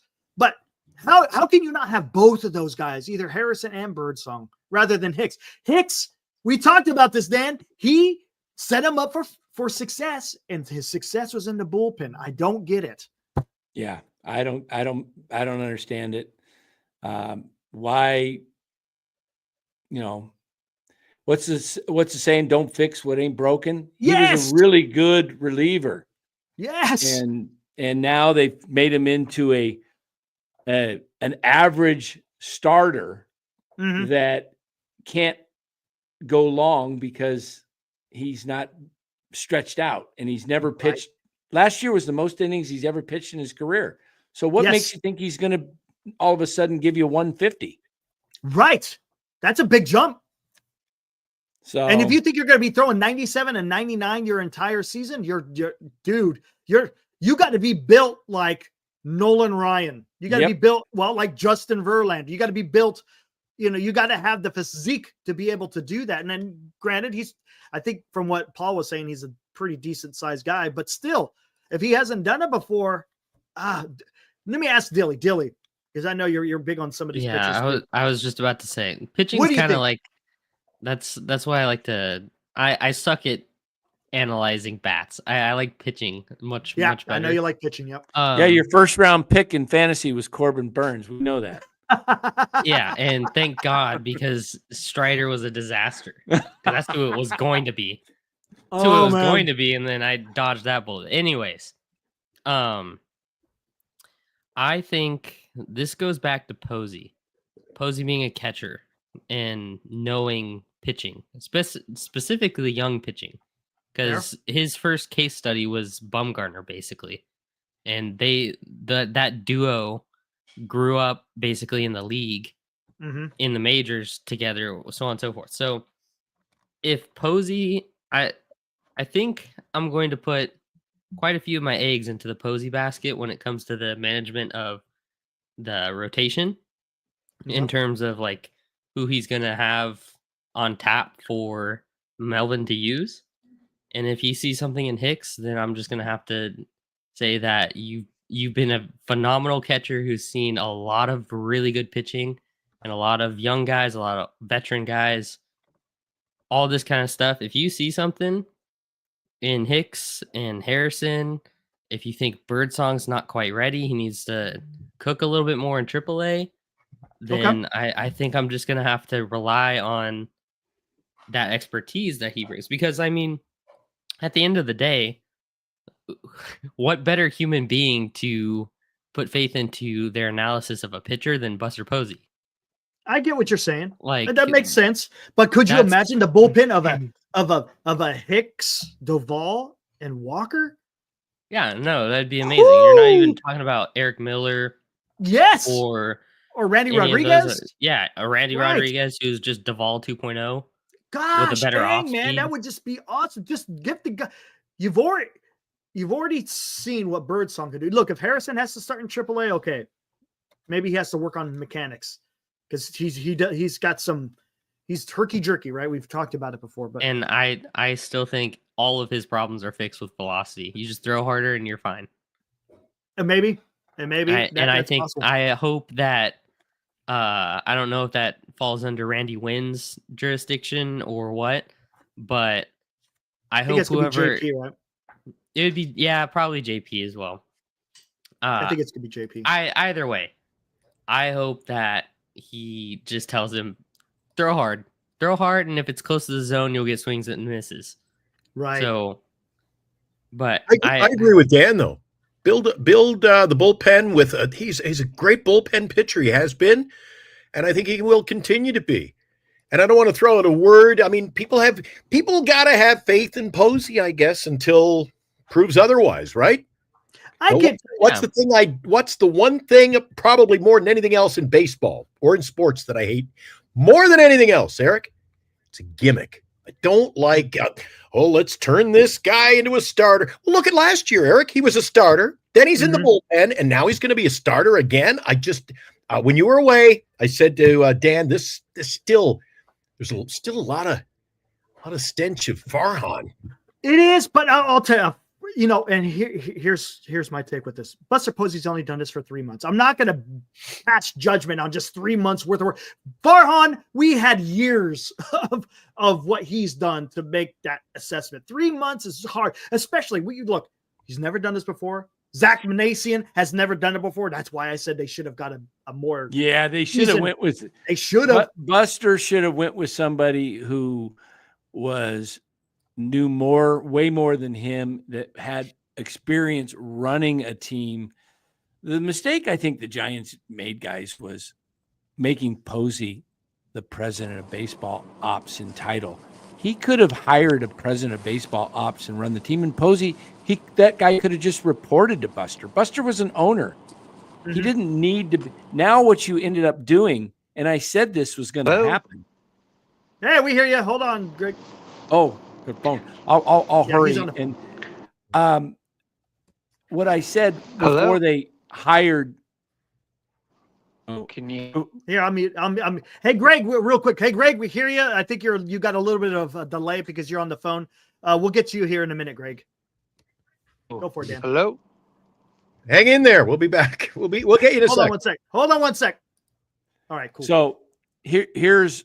I'll say this real quick. So that when Posey, I said what they should have done is not put him in the Pobo position, because in baseball, you cannot do a lateral move.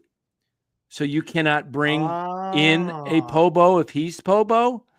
So, and no GM is going to want to come in as just a GM, because that's a lateral move. So you were going to be forced to go to an assistant GM. And that's what they got, basically. Exactly. They could not get anybody who was really, really qualified, because Posey had the Pobo job, and no general manager is just going to come over and become a general manager. So they should have just, Posey should have just said, okay, I'm going to be over baseball ops as an owner. And then you could have hired an actual GM with experience and made him a Pobo as a promotion. And then Posey would just still be doing the same thing he's doing right now, I believe, which is just kind of in on everything. But your general manager, you don't think that when Brian Sabian was running the team that Ned wasn't in on everything? Of course. Of course he was.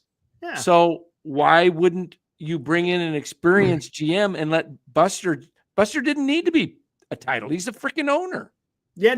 That's a great point, Dan. I never even thought about the quote unquote, the rules with the lateral moves, no lateral moves. Yeah. I forgot all about that. Yeah. Because when you come over, it's got to be a promotion, right?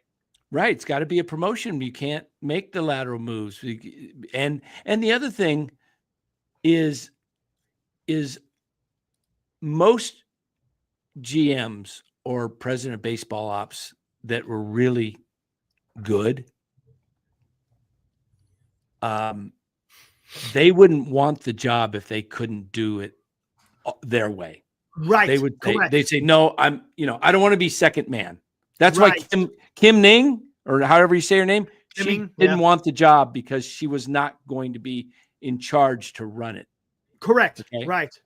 You're answering for someone. Perfect. Yeah. And so the way they set it up is you've got two inexperienced guys in the front office, and Buster's going to learn on the hard way that it's his clout, his name is not going to people are going to come because I'm Buster Posey and I played and I'm only 37 and I can relate to these guys and they're going to relate to me and they're going to want to come here. No, you're going to have to convince them and you're going to have to pay them. Right. Were you a little concerned when you heard him say the other day or a week ago that, yeah, I'll have problems. I have issues with trading players, especially that, he was a guy who played, right? You can't get caught up and have the fandom of your own players. You got to be able to say, appreciate what you did for the organization. You've been dealt. I think this is a problem that a lot of teams have in the Bay Area. Kyle Shanahan gets too close to his players. Steve Kerr's got too close to his players. And if you're too close to the players, you got to be somewhat unemotional. And you just got to say, boom, you know what? We're in it to win. This is a business. And, he had Yaz. He played with Yaz. He signed Yaz basically $9 million, brought him back. Why? No idea. So you think it'd be tough for him to cut a Yaz or trade a Yaz? It would be cut. Yeah, exactly. It's like, hey, Yaz is a good guy. And you like guys with good character. I mean, guys, it helps the clubhouse. But you also, besides character, you got to have some talent. Right. Absolutely. You're playing baseball here, right? This isn't freaking. This isn't a Eric, damn. let's go to line 6. Hello. Greg, how are you? What's up, Greg? Good. Can you hear me? Yeah, it's perfect now. You sound good. Okay. Sorry. Technical difficulties out here. Hey, no worries, man. Wait, where are you calling in from? I'm just out, being a fan. Yeah. Oh, man. Look at this guy. Look at this What guy. makes a fan? Sitting out in the park at Just waiting for opening day. 10 o'clock at Oracle Park on January 21st. Yep. Look at this guy. The door locked. Oh, that is great. I don't know. I heard you guys were talking about fans, and I just wanted to chime in and say, yep, Hey, I'm a fan. Try jumping over the fence right now. We'll see if SFPD is at work. No, the security knows me too well. They'll have me.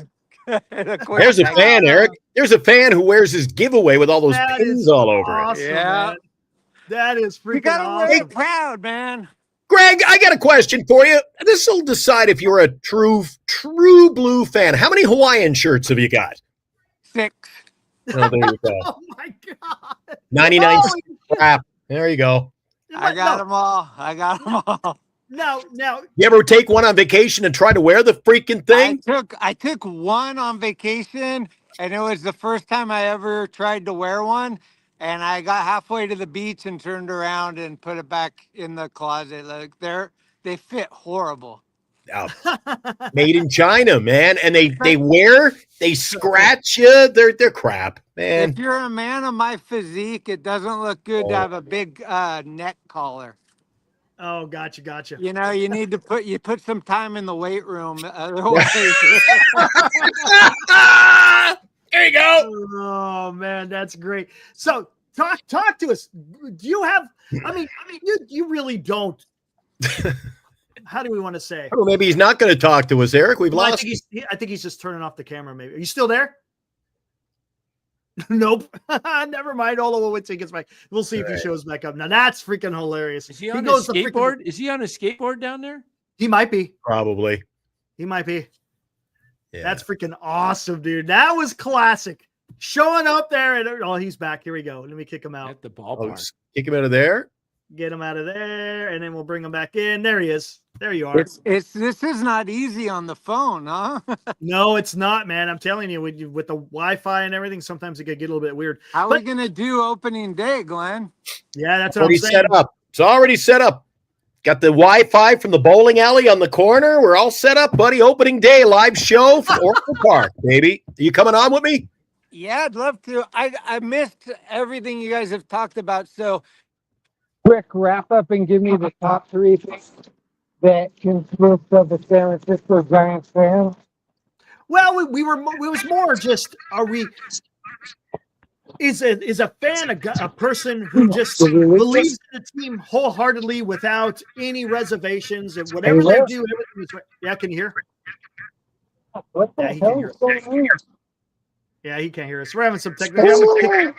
Well, this can't do it. It's all good, man. It's all good. Take it back to the studio. Go back to. He'll be in the studio in about 10 minutes. Yeah, damn, that sucked because that would have been fun to talk to him about that stuff because cool. he's sitting there over there in front of Oracle Park. Want to get one more shot? Yeah, hey, yeah, we could try. Bring it in fast before we lose you. Okay, I turned off Bluetooth. Maybe that was the problem. Yeah, that will help. Yes. But did you guys have like a consensus for what makes a San Francisco Giants fan? Well, Got to be a bit of an idiot. Yeah.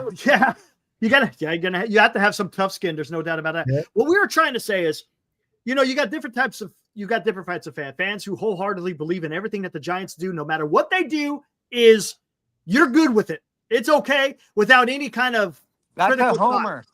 Right. Correct. See, the word fan is short for fanatic. Correct. So what you're basically saying is your mind is not normal for whatever you're obsessing on.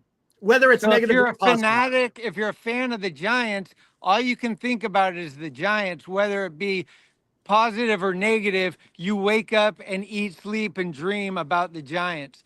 And as a fan, usually you want them to win. So Yes. the frustrations of them not winning comes at a cost to your brain, and that's where things get crazy. But I would say that a fan can give their team tough love, but they do not want to hear it from others. You just Okay. described me You're until defensive of your 2003. team. Dan just said the same thing, literally. Yeah. Huh. Yeah, Senior, we're going to be doing the show on opening day from Oracle Park, right across the street. Do you think that you agree or no? That make what do you think, Dan? How he says, "Hey, yeah, you live and die in your brain." Oh yeah, that was me from like the time I was, 12 years old till about 40 something. Right. And after the 2003 JT Snow debacle where he was thrown out by 30 feet at home plate, I just kind of lost it. I blame now with my ex-wife. I blamed her. Because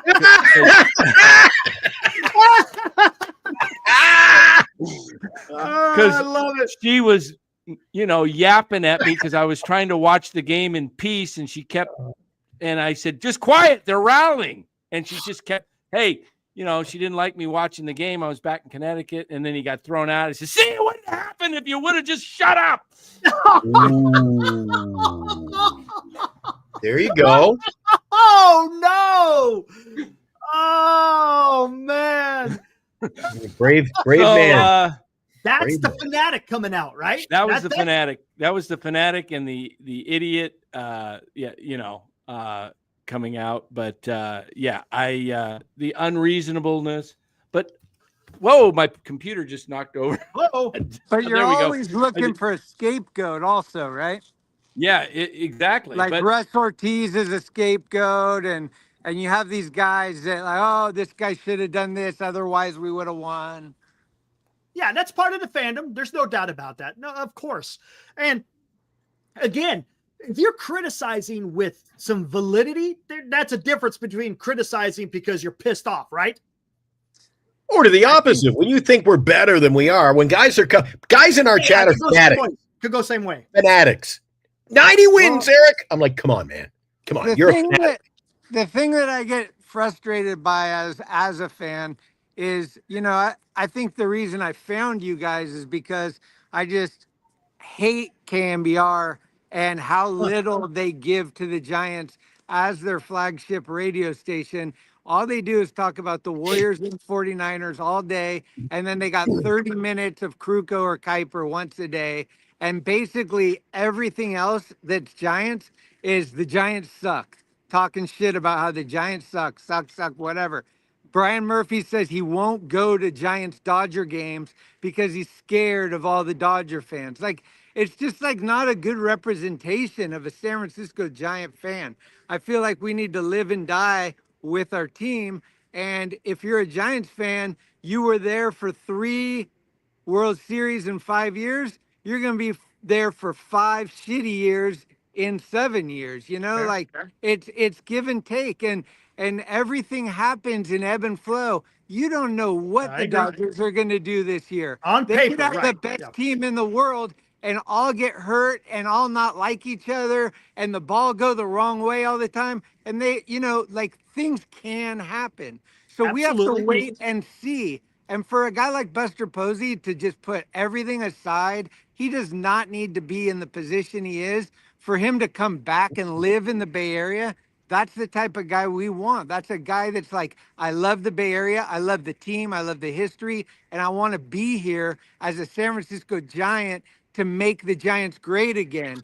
And when he brings in a Willie Adames and Willie goes down to the Dominican Republic to welcome the new guy, these are the type of guys that are like building the foundation of like, it's not just a Juan Soto who's a great player, but a piece of shit human being. These are like the whole deal of what a Giant is to these guys.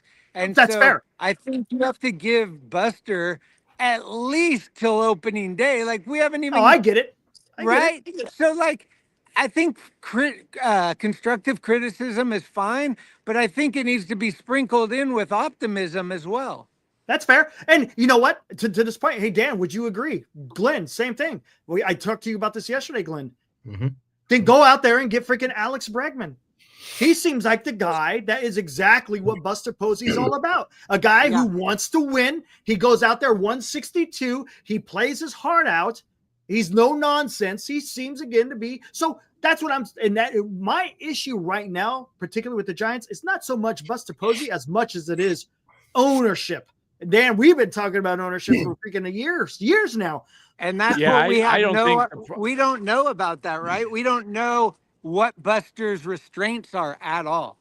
But we do know, here's the thing, and I'll keep doing it. We do know they're spending billions on real estate when they could be spending it on, right? Do you see what I'm saying? There's nothing that says you have to stay below the CBT. Sometimes, I'm not going to advocate always going over to CBT, but when you're making that much damn money, then go out there and put more money onto the field. If you want, look, you can make more money, man. Get what do you want to call it? Think outside the box with these contracts. If everyone else is deferring, why can't you defer for freaking to get a guy?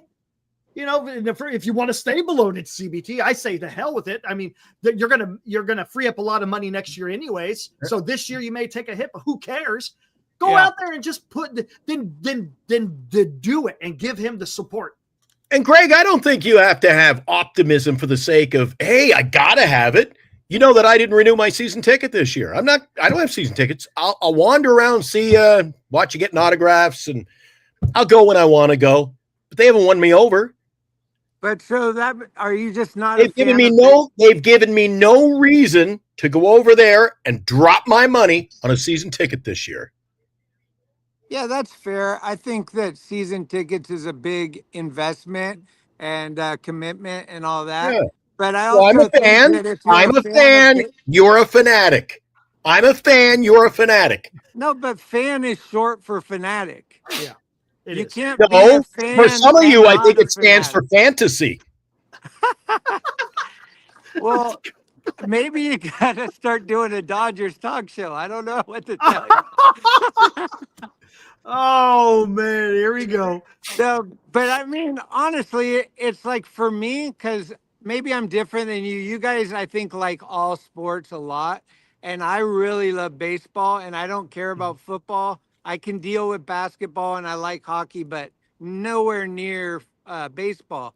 So the fact that I haven't had it for this long, I don't really even, I'm not worried about what their record's going to be right now. I just want to get in the stadium and watch some games. There you go. Okay, there you go. Fine. There's nothing wrong with that. How many wins? How many wins this year, Greg? I'm saying as of right now, 81. Okay. They're going to be, that's fair. They're going to be right at 500. But here's my prediction: they are not done. Something else is going to happen, and that could bump it up. If they sign Alonso, Hassan Kim, get a pitcher, I don't know, outfield.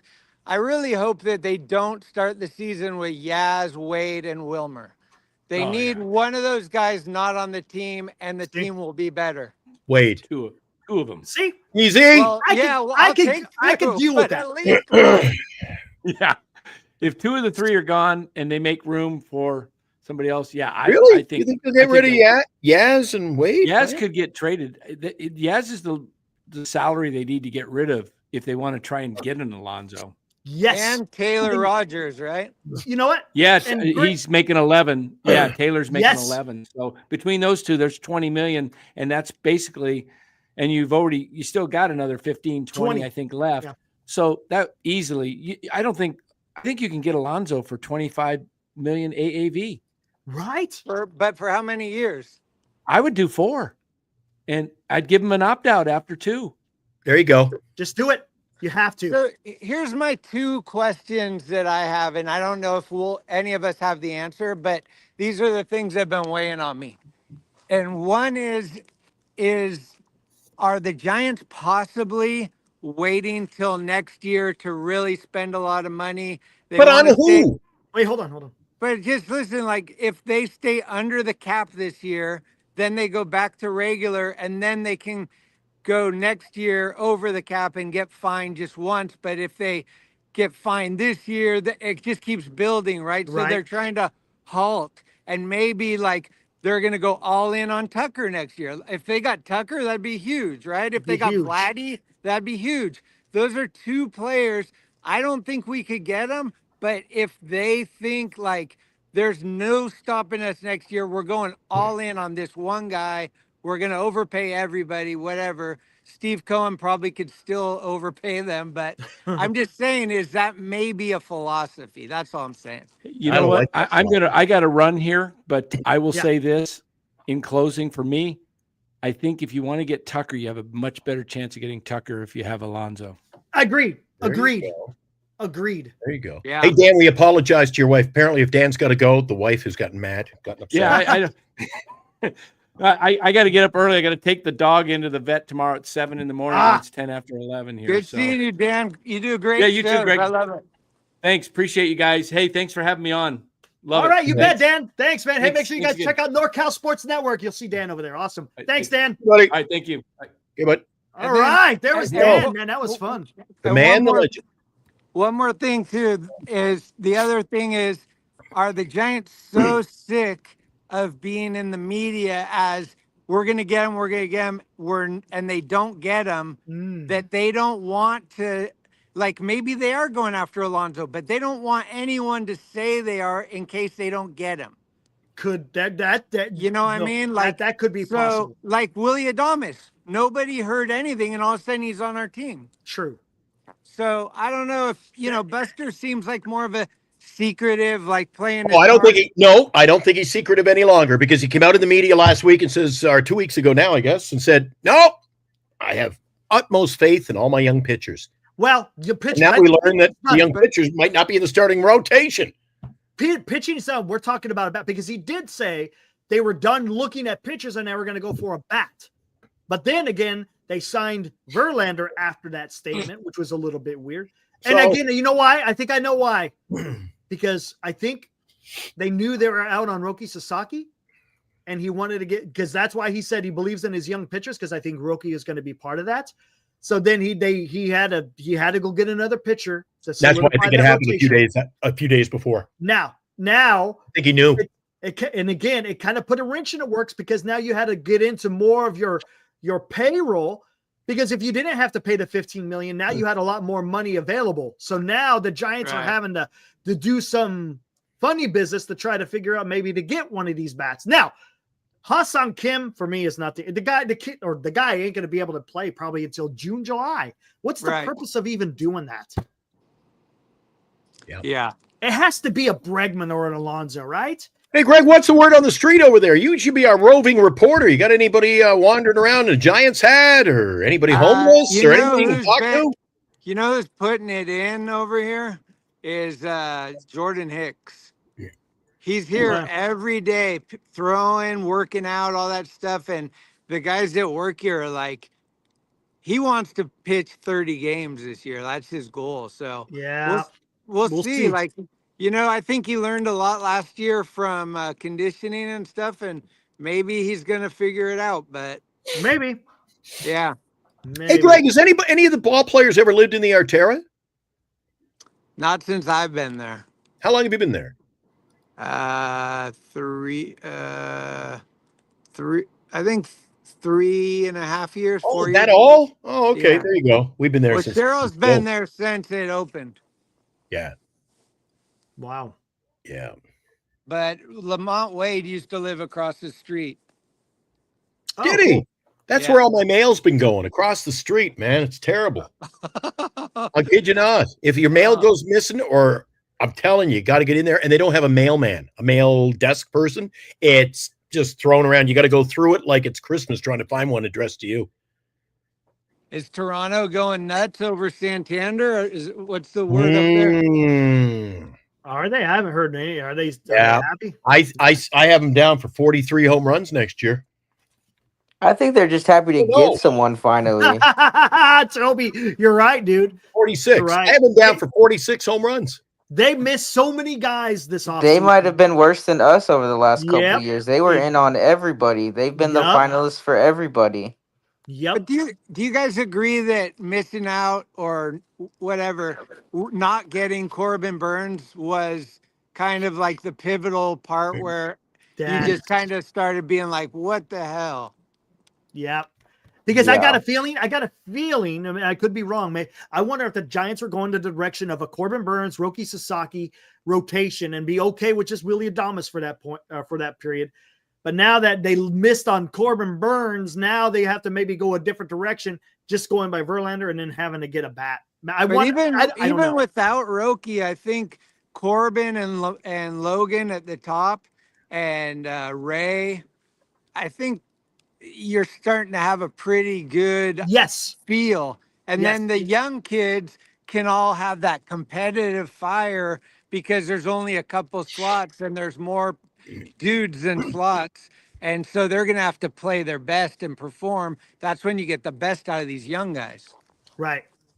But And I don't know why, but I guess Corbin wanted to be close to whatever. We've heard a million things, but I really thought I tell you guys this all the time. Before it all started, I said Giants need Snell, Freed, or Burns. They have to get one of those three guys. And as they started falling, I was like, they got to get Burns, and they didn't. And I was like, man, that sucks, especially going to our own division. yes, and Turd, he says we didn't miss out on Burns. They chose.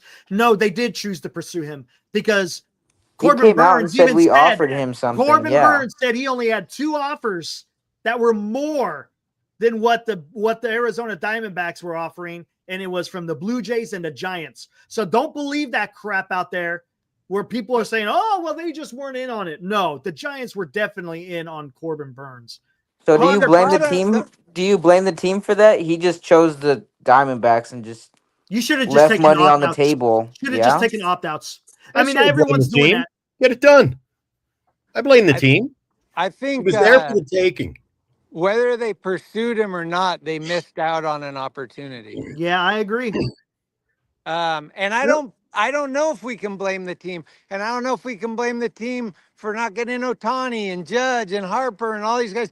But we haven't got anybody, and everybody's super frustrated, and we want somebody. And that's why I think Adames was great. And if they have the opportunity to get Bregman or Alonso, they should, to just have that feeling of like, we got some guys. And next year, we're going to get some more guys. And all of a sudden, we're building this thing. Like, that's how you build, like block by block, not like light switch. It's all here. It's never going to work like that. And here's There you another go. thing. There And you here's go. another thing, Greg. And I think I don't know if I can't remember. Maybe I told you. Maybe I was on the show that I was talking about. I can't remember. You might have been in the chat. When has a top free agent ever turned down a Giants offer where the Giants offered the most? For Judge, they offered the same as the Yankees. For Ohtani, they offered the same as the Dodgers. Was it Harper? Harper, they offered less because Philadelphia came in on 330. So then maybe no one, right? Look, maybe Jung-Hoo Lee. Maybe the Giants offered the most to Jung-Hoo Lee. That's why he came to the Giants. Yeah. But that's what I'm saying is you got to be able to, you have to far and exceed, as to a certain extent, a offer for a player for them to even want to consider. You see what I'm saying? If they never have offered the most, then you can't blame, quote unquote, the organization, so to speak. That was Farhan's best move. Getting Jung-Hoo. Farhan left us in a pickle. And he did. He did leave us in a pickle. We have to remember that, like, the reason that we have Manias and Posey and a bunch of new people is because it wasn't working. Correct. And so we have to give these guys some time to acclimate to where their new roles, seeing the team. Spring training will be huge. And then we'll see, like, what's our team and what condition are they in and who are our top 5 starters for pitching and what's the bullpen look like. The Dodgers, it's just ridiculous. I think at this point, everyone should just like kind of just turn that name off and be like, hey, they're just going bananas and whatever. That's a whole different thing. But us and the rest of the teams in Major League Baseball, we're on the same path, kind of. Yeah. I mean, there's a lot of teams that have not done anything, and the Giants have Yes. at least done a little bit. Yeah. I don't know if Luke Casey's going to be anything, but we got like 3 or 4 guys. That Huff guy for catcher, I don't know if that's going to be anything, but Matter of fact, I'm glad that you mentioned that because I saw this. Where is it at? Here we go. I agree with Turd, by the way. Here we go. I like what Jeff Young, look what he put. MLB free agent signings by the NL West teams this offseason. Dodgers, 7, including the Kirby 8s. Rockies, 3. Giants, 2. Diamondbacks, 1. Padres, 0. right. See, the Padres haven't done anything, and there's rumor they're going to start dumping guys. So That's only rumor. I think the Giants could play with the Diamondbacks and the Padres. I don't think that it's 4th place locked in. See, that's being a fanatic. That's being a fan right there, Eric. That's just being of baseball knowledge. The ball rolls a lot of different ways. True. Like you games said, start playing. Glenn. You said the Giants were not the best team the years they won the World Series. They weren't. Well, And they were there able you to pull it go. out. No. There you go. Once the games start, that's a different story. I agree. On paper, right now, Giants are 4th place, right? On paper. Once the games start playing, then we could start. And we worry they're in 5th place. But we'll see. No, but look at the Padres. Did they get better when they lost Soto? Yes. Yeah. Exactly. And to be honest with you, the Padres are they're about the same as they were last year, minus Jurickson, But they Profar, got Tanner Scott. Musgrove is gone. Musgrove's is gone. But you still got Dylan Cease. You still got Michael King. You still got Yu Darvish, who are going to be decent. Oh, but Jackson Merrill, right? Jackson Merrill's still out there. They still got Manny. They still got Fernando. They still got Jake Cronenworth. They still got Arias. Yeah. Bogart.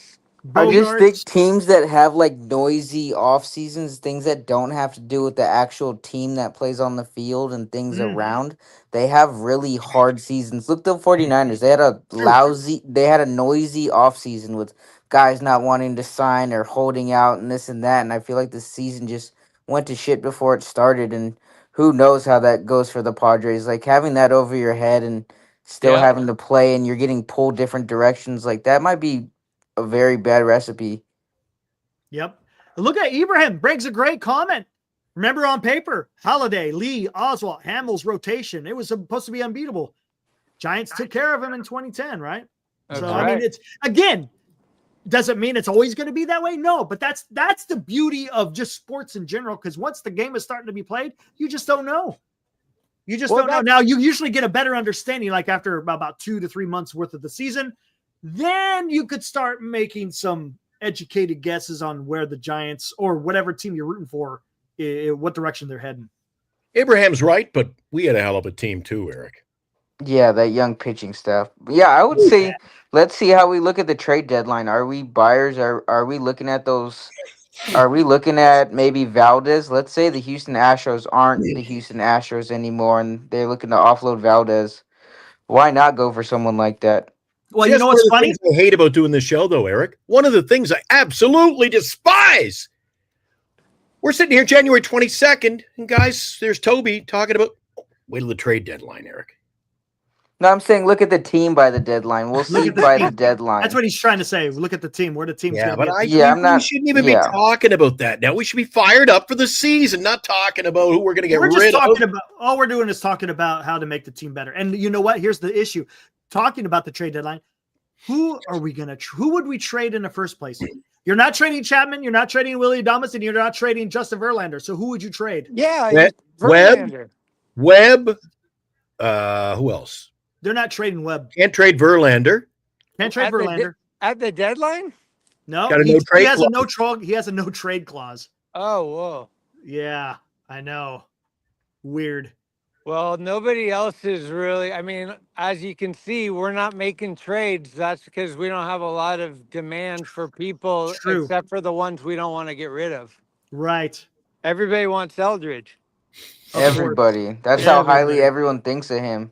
Yep. That's why, honestly, if Vladdy's contract was for like 4 or 5 more years, I would do it.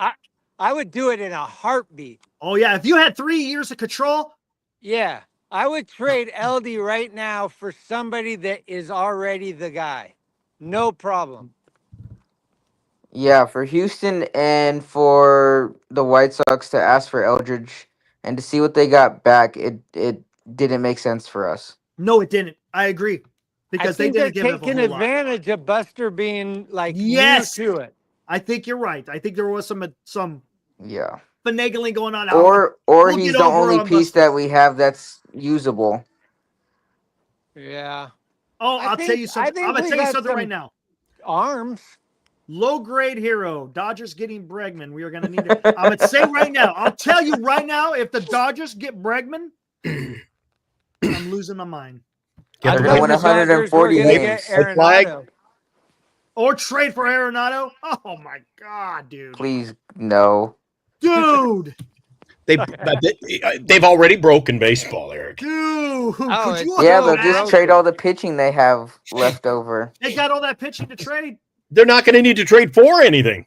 They have a No. rotation of pitchers that they just have on the side. That's right. That would start for most teams. That's right. Did you see Yep. the quote?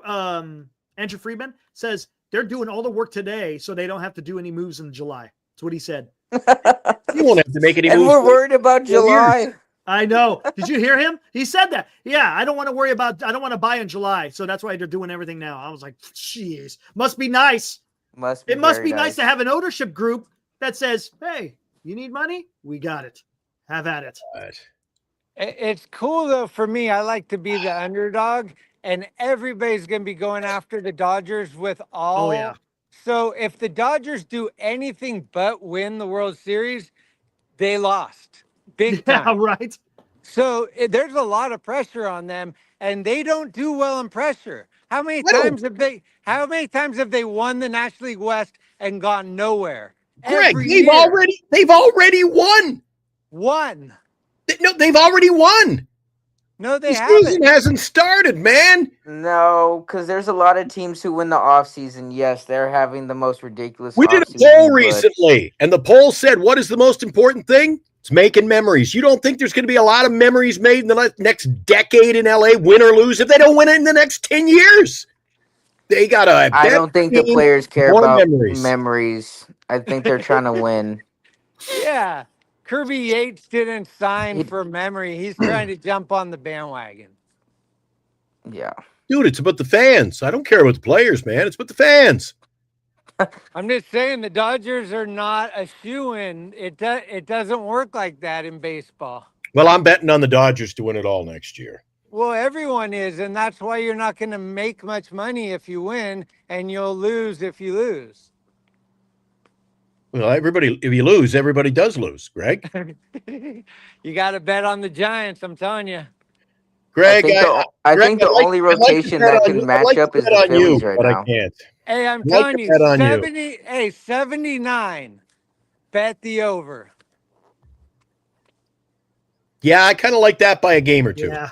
Yeah, for sure. But Minimal then they don't. a game But or two. Greg, you come on and you said, well, if that's their over-under and that's where you think they're settling in, I gonna be- think it's going to be a fun year, but we ain't making the playoffs.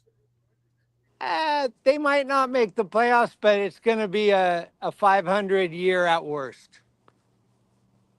Well, that's pretty worse. to And me. and the memories that Chapman and Adames and Jung-Hoo Lee are going to make in the outfield, it's going to be a lot of exciting baseball. We're going to have athletes for the first time in a long time instead of these old guys with no legs. Athletes, come on. You got Ramos out there. He can't play the outfield. Ramos is an all-star. He can't play the outfield, Greg. Well, maybe he doesn't need to. Maybe we'll put McRae out there and he'll be DH. See, this is a problem with the Giants. Ramos can't play the outfield. But he can hit. He wasn't. But he can played hit. in the But right like spot. he said, he's an all-star. He can hit, right? But then he says, all right, then you just swap out. You put Mato or put McRae in. So McRae can play the outfield. He's got the wheels there, but he can't hit. We don't have any athletes. We don't have any balance to our roster. We got guys a catcher who can't hit, but a great fielder. right? Great catcher. Then we got guys in the outfield who can't run. Then you got Yastrzemski. He can hit, not well. What about But he Jung can Lee? play a mean right field. So we don't have, at the end of the day, we don't have a good team. I think we got a good team. I don't think it's great. That's fair. It's not great. I think it's going to be exciting to have Jung-Hoo Lee for a whole season. I think Chapman and Adames on the left side is going to be really cool, something we haven't had in a long time. And once we get rid of Wade, Wilmer, and Yaz, that's going to bring in some more athletes for those guys too. You never know what's going to happen. And that's fair. I mean, I could Go. you just don't know until the games start. But yes, I think you hit it hit the nail on the head, skaters. As currently constructed, the Giants are mid. They're a 500 team. I 100% agree with that. They're mid. Yes. Yeah. And honestly, that's a bummer, right? Like 2014 was 11 years ago. Mm-hmm. But in reality, my grandpa lived his whole life and never saw the Giants win once. I saw him win 3 times in 5 years. Yeah, So, exactly. There's a lot of people that got jaded in the Bay Area because of the Warriors and Giants' success within those years. True. But reality is there's a lot of teams that never have even, like, look, the Cubs got there for the first time in history during our lifetime. Like, there's a lot of fans that have it And way Red worse Sox. than us. And Red Sox. Yeah, and look at the White Sox and and the Marlins and Tampa and these teams that are like just kind of selling their guys and not even trying. It's like, I'd rather be mid than doing that. I got the box set, senior, of Me too. of that postseason, the 2014 postseason. I got all 3, 10, 12, 13, the 7 game disc sets. But they come in the thin little, I don't like that. Yeah, the thin ones. Anyway, I gotta get out of here. I'm already late for work, Eric. Oh shit, yeah. When are you coming back, Glenn?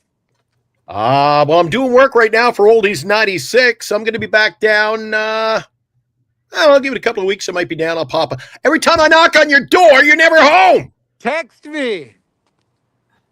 I work. down. I have a job.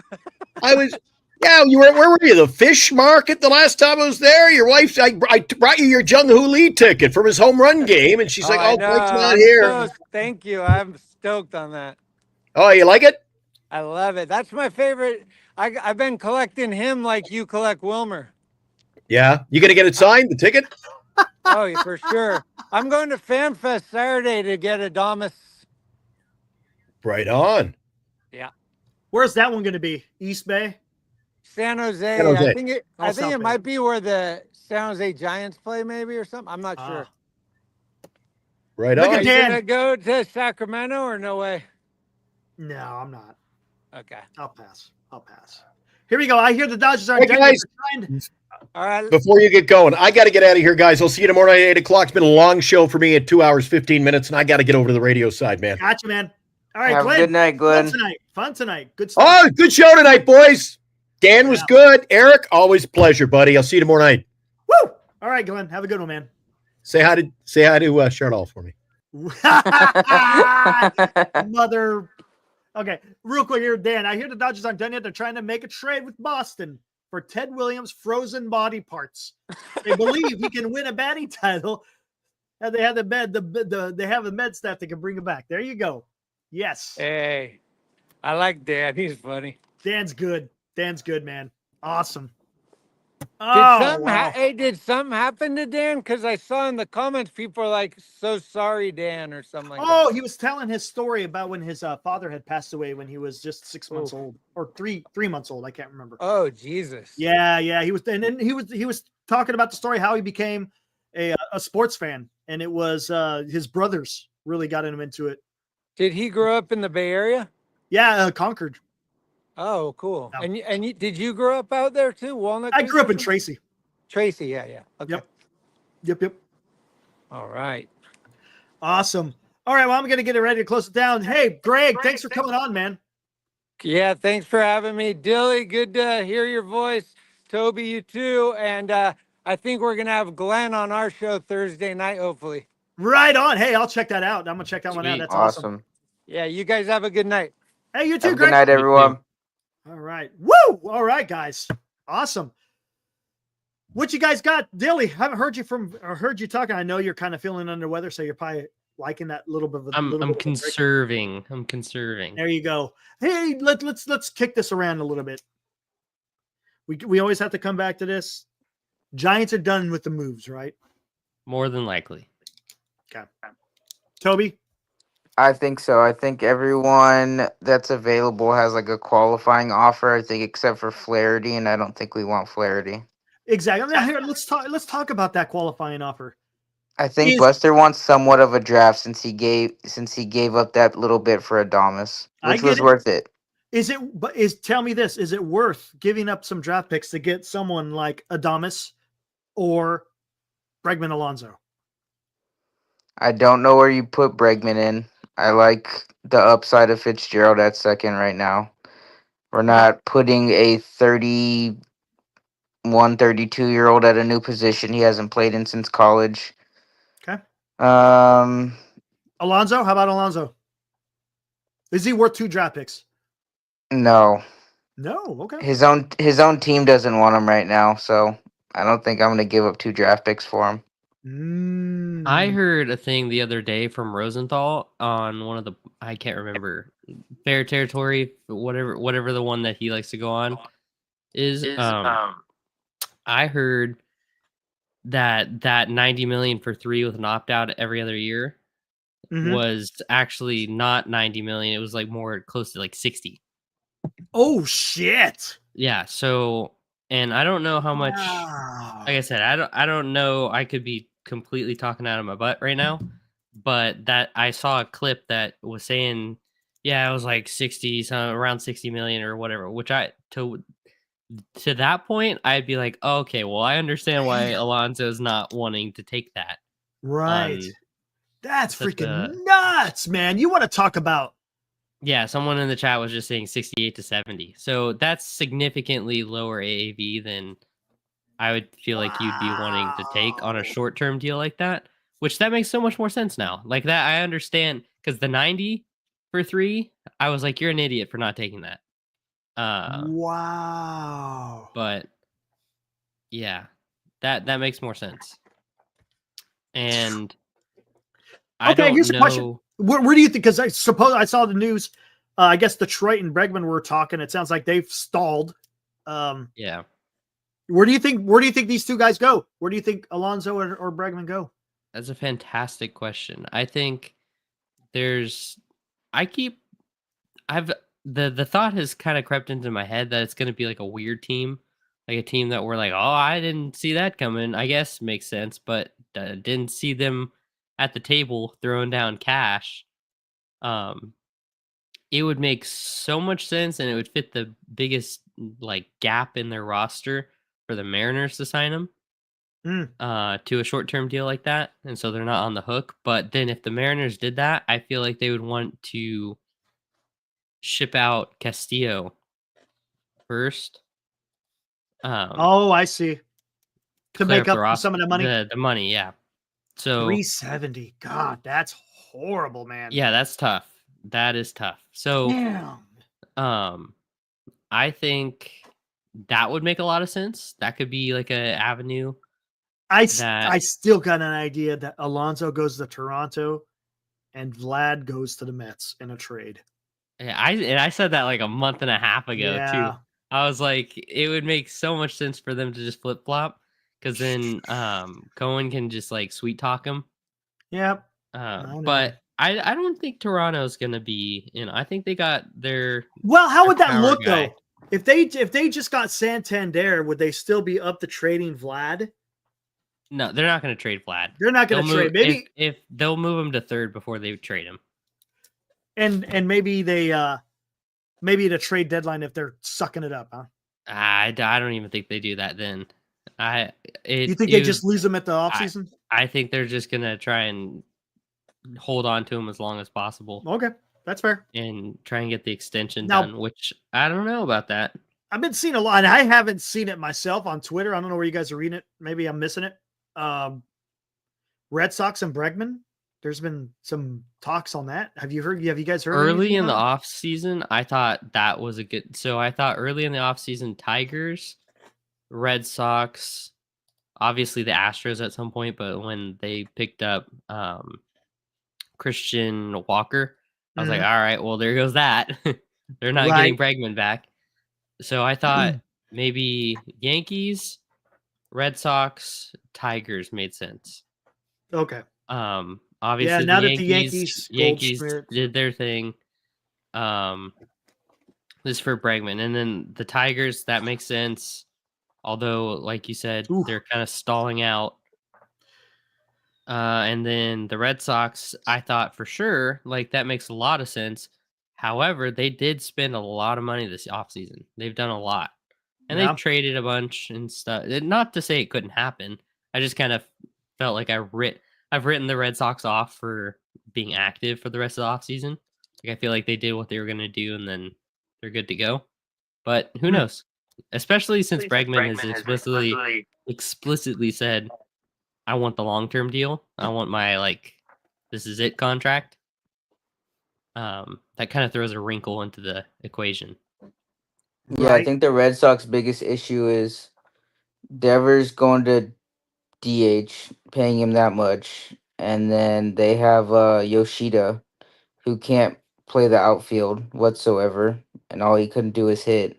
I think they want that contract off the books as soon as possible.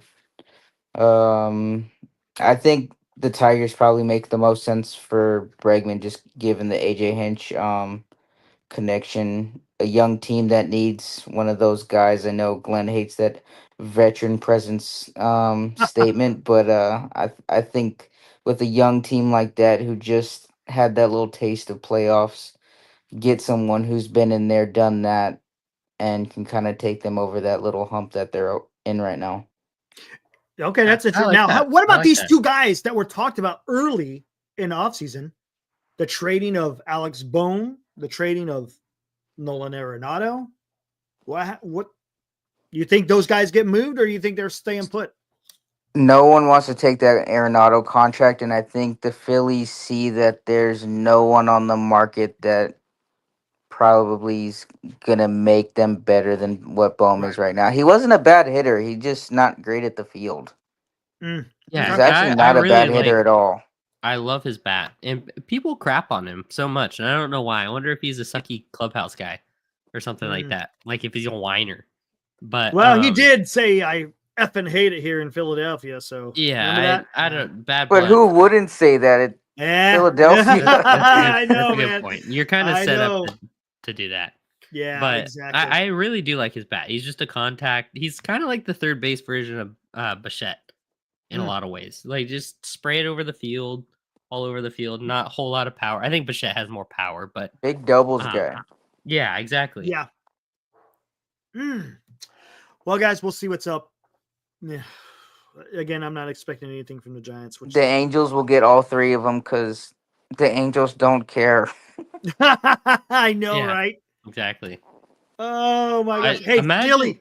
the Angels are going to be scary if they once the Rendon contract is gone and the Trout contract are gone, and they actually in have money 7 again. years. Yeah, I mean, we They'll gotta be wait. scary in another decade. We just gotta wait until I then. think Trout's until 2030, so we got 5 years on that guy. They'll waste what's that new Japanese kid coming up next year? They'll waste that Murakami. kid's they'll waste his 6 years and then maybe they'll be good again. Imagine having the two greatest players, Trout and Ohtani, and you didn't go to one playoff series. I'd be more pissed off at that than what we are in right now. That's crazy. Yeah. Man. You All right, did guys. not I'm build getting ready to anything do that. around them. I'm sucking wind right now. Toby, Dilly, thanks, guys. Appreciate it. As always. Thanks for having me. You guys have a good night. Hey, you too. You as well. Peace out. See ya. All right, guys. I'm getting ready to close it down. Let's get the heck out of here. Guys, fun discussion today. Everyone was well behaved. Thank you. I appreciate that. It didn't get sideways. I was a little bit concerned. I was like, man, this may get nuts. But hey, I think it was a fun conversation to have, talking about fandom in general, and then specifically San Francisco Giants fandom. So I think that was a lot of fun. Of course, talk some Giants baseball. But guys, appreciate you guys hanging out here on the Tuesday night. We'll be back at it again. Oh, you know what we didn't even get into? Maybe we'll get into it tomorrow. We didn't even get into the Hall of Fame stuff. Maybe we'll talk some Hall of Fame stuff. We had CC Sabathia, Ichiro Suzuki, and Billy Wagner. I like seeing Billy Wagner get elected to the Hall of Fame. There's a video going out of when he got the phone call. It's a tearjerker. It was great to see, man. See a grown man cry with that phone call telling him he's going to get into the Hall of Fame. That was pretty damn fantastic. And of course, the big news with Ichiro had the one vote. Yes, Jay, I see you, Jay Farrell. One vote away from it not being unanimous. Well, hey, Willie Mays didn't even get unanimous. Yeah, exactly, Dan. That was awesome. I really liked that because you could see him fighting back, and it was just awesome. Yeah, that was awesome to see. You could see how important it was for him. So, all right, guys. Hey, we'll be back at it again tomorrow. Dan, thanks for hanging out tonight, man. You stuck around for like an hour and a half. Appreciate that, man. That was fun. Good conversation. It was a fun conversation. I enjoyed that. And then we'll be back at it. Again, we'll just do the Hall of Fame stuff tomorrow. That makes sense, to be honest with you, because unless there's some big news, but there ain't gonna be big. The only thing that's gonna be big news is probably Dodgers making another damn move, to be honest with you. You bet, Dan. Absolutely, man. It was good times. Who was the asset? Who was it? Has anyone been outed on who was the guy that didn't vote for Ichiro? I'm not sure. Maybe we'll find out tomorrow. All right, guys. Enjoy the rest of your night. Have fun out there. Behave. And we will see you guys tomorrow. Woo!